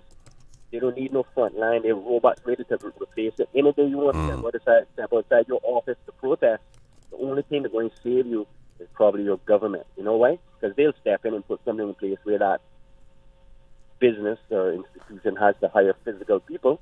The only place I see mostly right now growing physical labor is the government, and paying huge wages, because every time the government wages go up, that's another issue. Government got to feed that ego that it has. And you can't now lay off all these people because now you're stuck in a position where it's political. But with that said and done, we know that that's the main cause for us to have to make these tough choices. And of course, we want modernize Cayman in the process. We want not only keep up with our youth, because tomorrow my time is gone, maybe right now. Yours too, Kenneth, yours too, Dwayne. But we know that there'll be people behind us that are going to need a modern Cayman to be able to survive and carry on, regardless of what the population is right now, right? Because all of us are one. The full, 80,000 or whatever we're going to call ourselves, Caymanian, because we've seen offspring that come from the same mother and father right now have to submit the same amount of compliance information as somebody who became Caymanian by migrating here. And people who are considered to be, I guess, like myself, I just sign off on the paper for my kids. I don't have to go get all this compliance stuff, right? So we see this segregation in that as well. I don't know where it came from, but it was something that's put in there to segregate us, claiming that, this year, 19 whatever, is what separates us. But, Kenneth, I want to say thank you as well for, having that presentation with the ports. I know some people, felt like they didn't even want to see this, that trash is a bad idea, but it put every person that couldn't have the full perspective of, visualizing what Cayman would look like if you chose one of these choices, right? Going in blindly like we would have did over probably in the first doc with the just be something posted in the newspaper and everybody see it happening. But, being able to, look at a screen and actually see a 3D image of what it would actually look like, I think really touched the people to a deeper level. Thank you, my brother. Yeah. And to just finish off with that, you're going to have to, press for that choice as well, too, as the Minister of Tourism, to somehow cut back on the labor amount of being imported in that sector. Because you have a lot of Caymanians that work in that sector, and, their wages haven't still changed since all this inflation have gone up. They're still making that same, there's sectors here that have not been moved by, and that's one of those sectors. And those people are still struggling struggling even more right now to survive. I mean, I've heard it from the taxi drivers. They see more people coming on board because more people, like I just said, the banks don't need the front line people. Those people now need to find something else. What's available is shifting over to your portfolio. And of course, I can see where the demand for it is, but not just them shifting over. The amount of people that we are migrating here and sort of filtering into that system over the last 10 years as well is increasing it.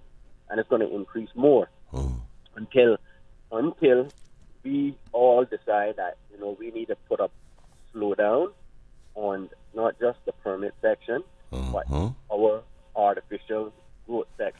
Correct. You know, and once that stops, I know that it will give ministers like you the opportunity to be able now to basically say, well, this is really the way it is. Because right now you're planning at a pace that we're growing at and trying to keep up with the future. And it's very heartening to see that the best place would be in the North Sound. I mean, I think that's what the presenters did, right? No. The the presenters didn't say what the best place was. Not really, but based on when he organized them and prioritized them and looked at it from reclaiming land versus us taking and making more land. Because I didn't hear that in the projection at all. It didn't really say, okay, let's import 50,000 man-made rocks. We don't need to do anything or natural from another place. Did you say the best option was North Sound?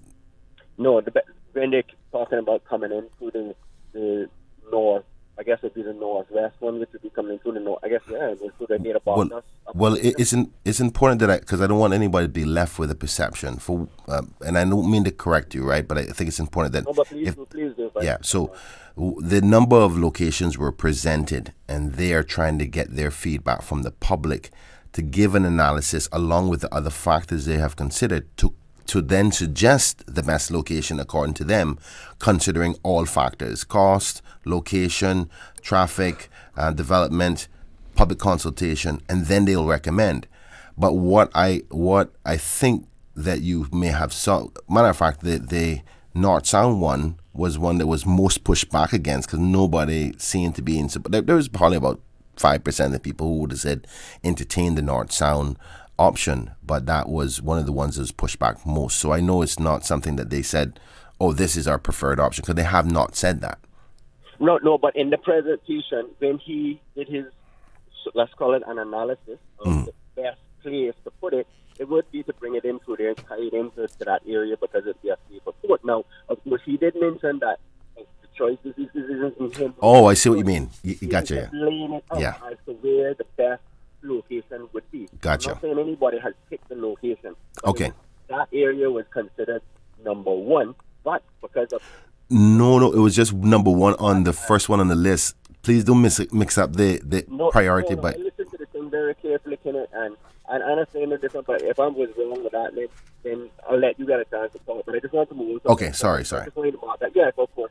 My created a battery might run it. I just want to move on to the next subject. So just make note of that. It's just my perception of it. Like, okay. Are the people talking like that in that case perception? And that is, of course, what's giving us feedback. We're not saying that you or the engineers have chosen this area. It's just that in the presentation and in you do your analysis yourself, you would see it is the best location for this project, but the people not going to give it to you, in other words, maybe, right? We don't know. You'd have to put that to them. But going back to the next topic that we have, which was the dump I wanted to bring up, which is, in other words, our trash system.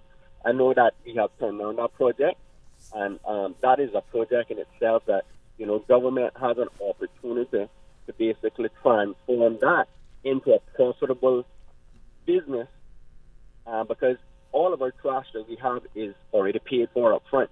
So it's almost like you have the money already over the last couple of years to almost create the best trash system in the world without having it being privatized, right?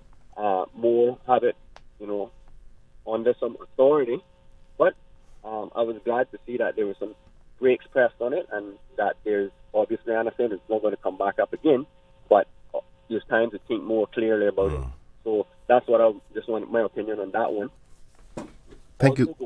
Also, quickly going back to the one you ended off with, that's the topic you were highlighting on this morning with Mr. Elvis from the BRAC. And you're right, he's been advocating for years, myself and other people, especially over the corona lockdown. He was quite, not just entertaining, he was quite educational about the experience people have encountered having to deal with, being criminalized with these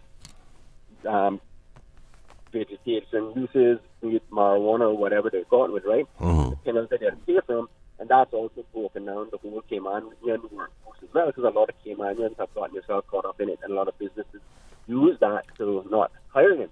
Yeah? So, but I found, my personal view on that is that I've found that when you decriminalize something, you're opening up the gateway for a lot more consumption than it is beneficial to the population, because now where is it going to come from, right? Meaning you have to have somebody grow it, or you buy it from a pharmacy or someplace. Obviously I think the vape shops here are already advocating and setting themselves up to be the main distributors of it, and I'm quite sure they have already, profitable quite a lot of money to be able to set up the proper checks and so forth to figure out, we got to have some THC in order to distribute it, whatever they got set up, they'll get it done. And what has been most interesting is I've seen people flying in here having seminars almost about how to open up the industry, and it is concerning that obviously all this money, if you were to ever decriminalize it, all the money and profit would be going out of this country rather than us having to be able to grow it itself here and distribute it. Yes, here, sir. Right? So I'll start on that, but I just want to thank you again, like I said, for the actual presentation you had done, and it was very highlighting in order to be able to have a perception of what the future Cayman would physically look like, because the docs basically is what's going to change us, not some changes on the law about people using something. We're going to see that on the ground, but our natural look is going to change. So I thank you for the time, Dwayne and Mr. Minister.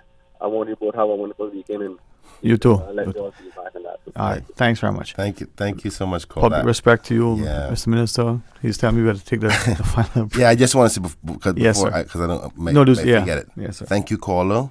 It was a great dialogue, good conversation, respectful viewpoints. I like that kind of conversation, and it's good for people to hear that. I will respond to some points that he made there and the viewpoints on it and his analysis, and then we can go from there, because we only have 12 minutes left, so I want to just wrap up on these points, because some of these points are important for people to understand. Clarify. Yeah. Thank you for that, sir. And to our listeners, join us right after the break. You deserve a unique vacation this year, one with easy non-stop flights from Cayman. Cayman Airways offers more non-stop flights to and from the Cayman Islands than any other airline. Now you can add Panama and Los Angeles to your travel bucket list. Skip the hassle of connecting flights. Panama is just a 2-hour non-stop flight from Cayman. And Los Angeles? Get there in less than 5 hours non-stop aboard Cayman Airways. Call 949-2311 or visit CaymanAirways.com to book your Los Angeles or Panama getaway today. There you go, sir. Thanks for choosing JN Money Transfer. Boy, thanks to JN Money Transfer, I can stay right here in Cayman and pay mama bills back home in Jamaica. Her water, light, phone and other bills never late. Every month I pay everything in one place. Make payments to over 30 companies in Jamaica through JN Money Transfer. Fast, affordable, convenient. Call 1-800-744-1163 for details. Did you know that Doctors Hospital provides urgent care services 24 hours a day, 7 days a week? And Doctors Hospital's urgent care physicians have access to the most advanced MRI and CT imaging in the Caribbean, providing reliable diagnostics when you need it most. When you need quality urgent care for an illness or injury, Doctors Hospital is here for you 24/7. Whether it's a migraine, chest or abdominal pain, shortness of breath, broken bones, or another urgent need, Doctors Hospital at the top of Walker's Road. Urgent care right now. When it comes to weekly meal prep, I trust Kirk Market to provide the best value for quality proteins. The butchers at Kirk Market are super helpful. They always slice my steaks perfectly. Kirk Market has everything I need for healthy and flavorful protein-packed meals. From lean cuts of CAB choice beef, tender CAB prime beef, the juiciest pork, and all-natural hormone-free poultry, to their seafood section with everything from fresh local snapper to omega-3 rich salmon. I choose Kirk Market for the highest quality proteins to support my healthy lifestyle. Kirk Market. Eat well, live well, and discover a world of choice.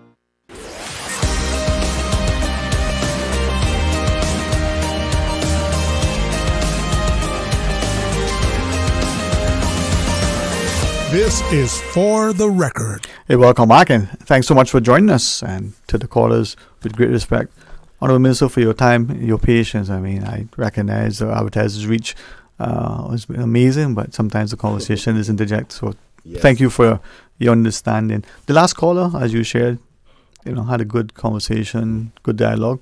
There's some things that you wanted to... Yeah, I want to say thank you so much to that caller.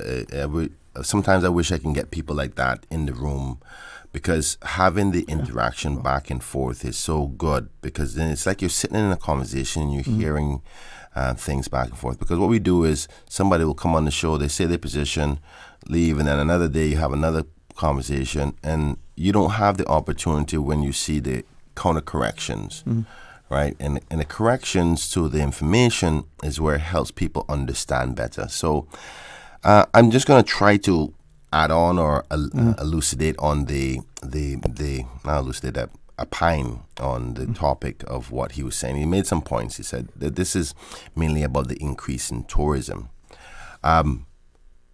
What is the plan for tourism? Where are we going with it? What's the numbers? Because obviously, I mean, we have more work than there is Cayman Islands. So we got to look at the actual benefit to the Cayman Islands and so forth. So he has a point there. But I think at this point, it's not necessarily about increasing tourism, but maintaining the industries that we currently have.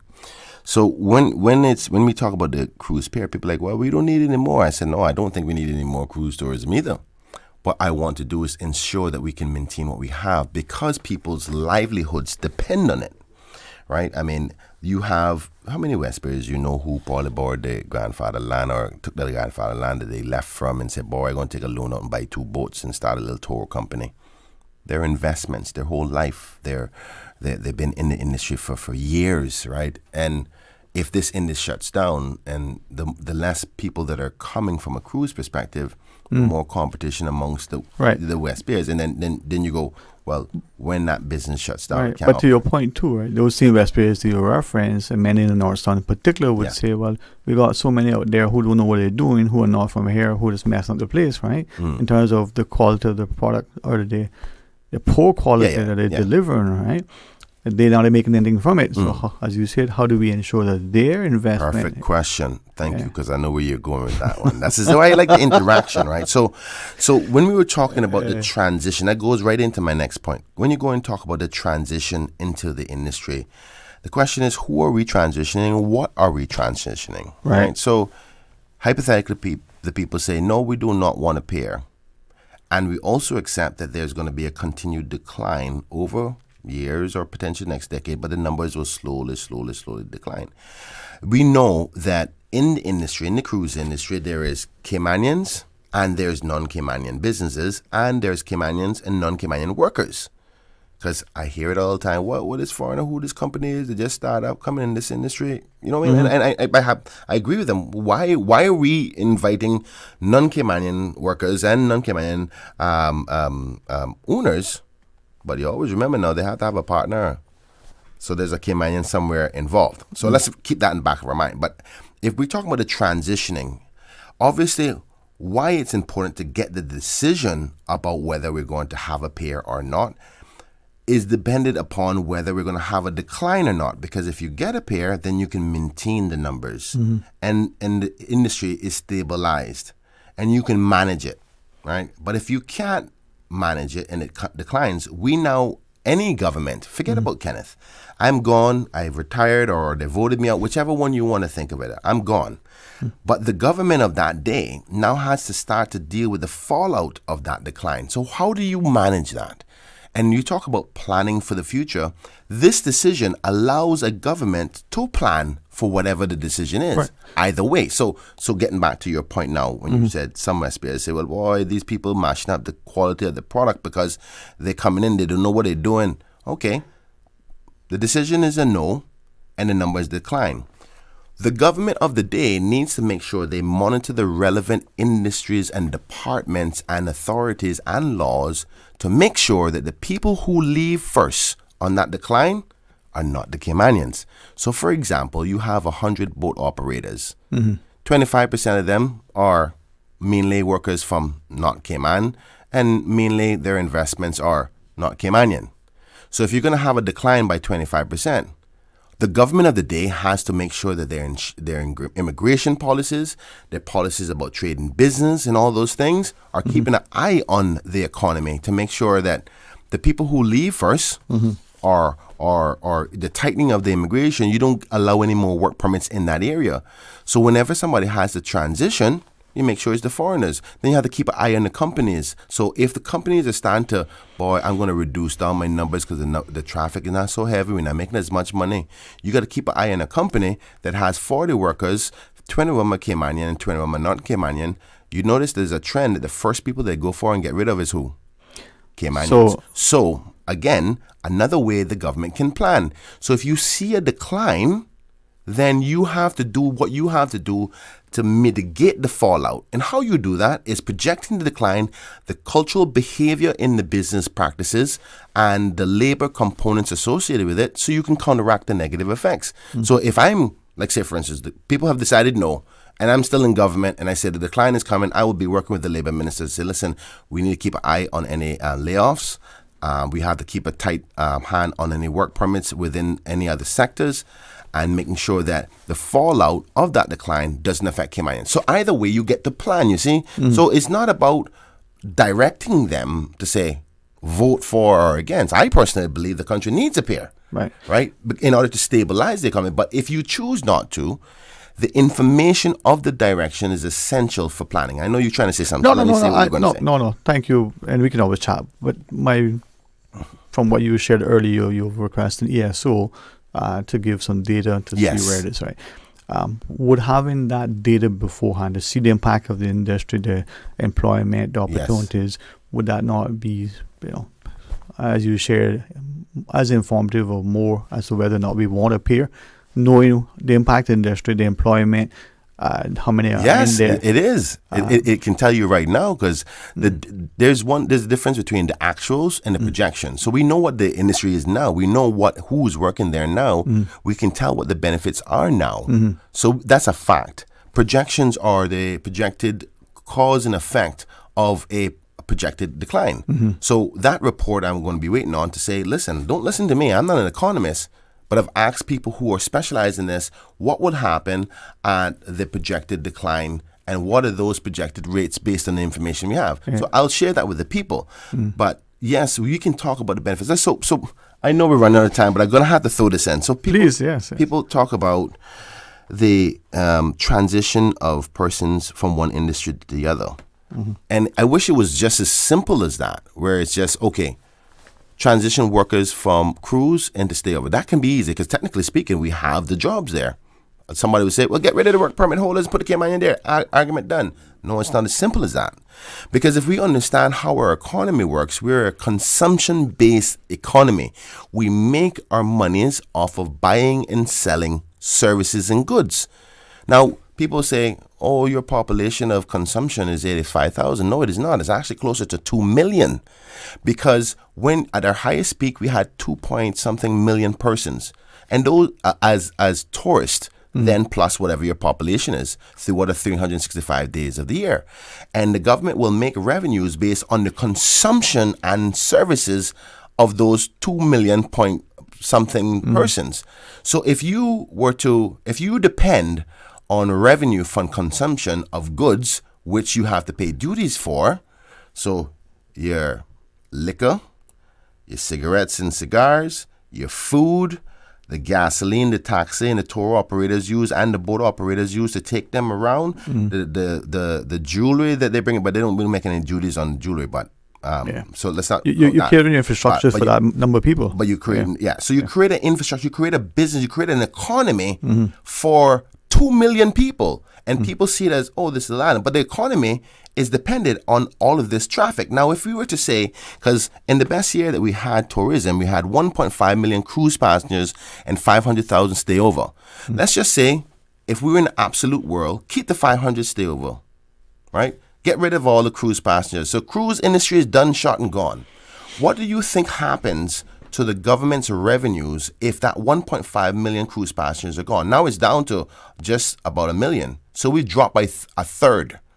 That means a drop by a third of your revenue. Here's something that I'm going to be educating the public about.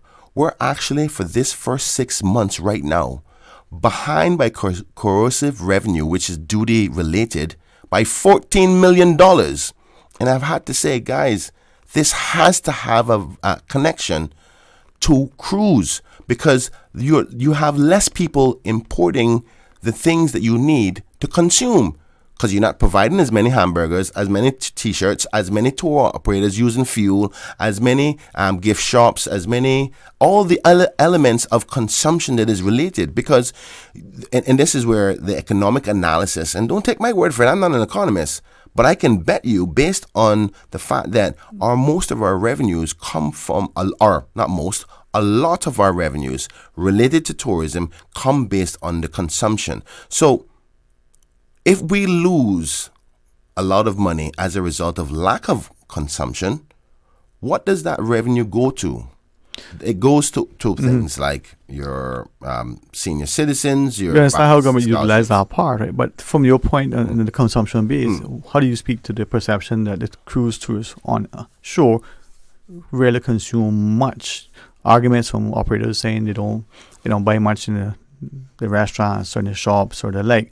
So that level of consumption from the cruise tourists, do we have an idea of how much that is? You say the 14 million is probably related, but that's your perspective, right? Yeah. So you want an analysis, right? Yeah. And I think that you've had previous analysis on the on land spend, and people disputed that. They say, they don't spend that much money, but you're talking about literal consumption. I know we're over time, but this is why this show needs to change, because you get into a point that is of national importance. I am with you, sir. And we can't talk about it, right? So I'm just going to try to wrap it up. Your point here, right? Yeah. When you think about consumption isn't only by direct consumption. The services to deliver to you. So, for example, the cruise passenger get off the ship. Mm-hmm. They don't eat anything. They don't drink nothing. But they got to get from point A to point B. Mm-hmm. They have to. And they won't go sit down on the beach. They don't eat nor drink nothing, because everybody thinks consumption, they mean consuming in the body.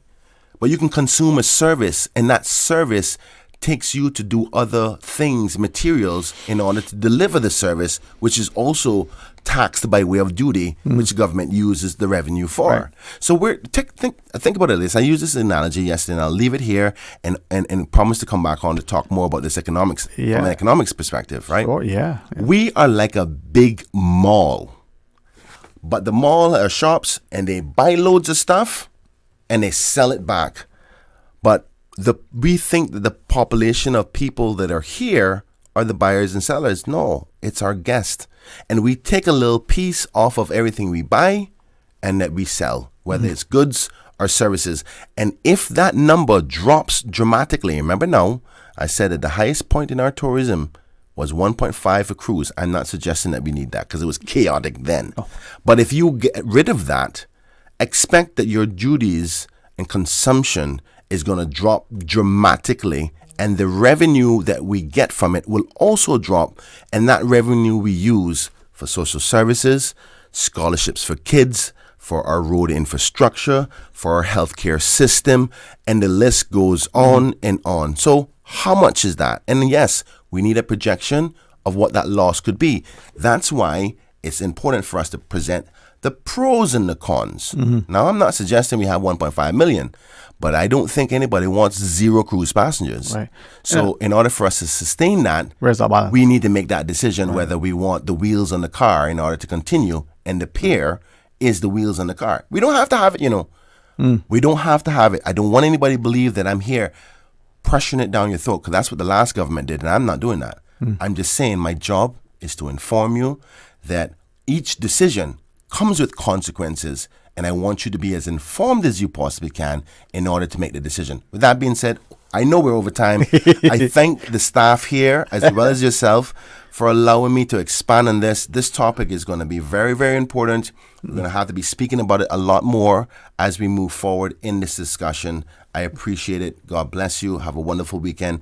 And for those who are listening, don't forget the Central Scranton groundbreaking, which will be on the 12th of September, right here at the Central Scranton Park, which is on Miss Francis Lane, right off Shedden Road. God bless you. Thank you so much for the time, for being on the show.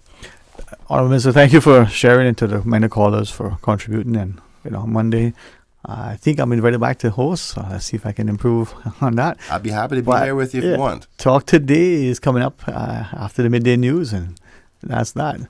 All right, enjoy it. I'll see you in 2 hours.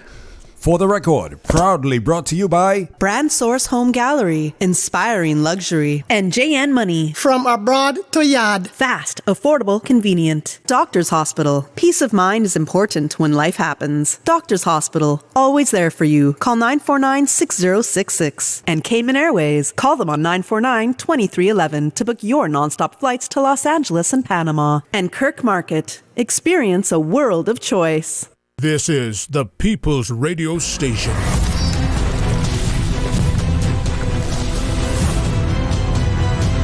Radio Cayman in the Cayman Islands.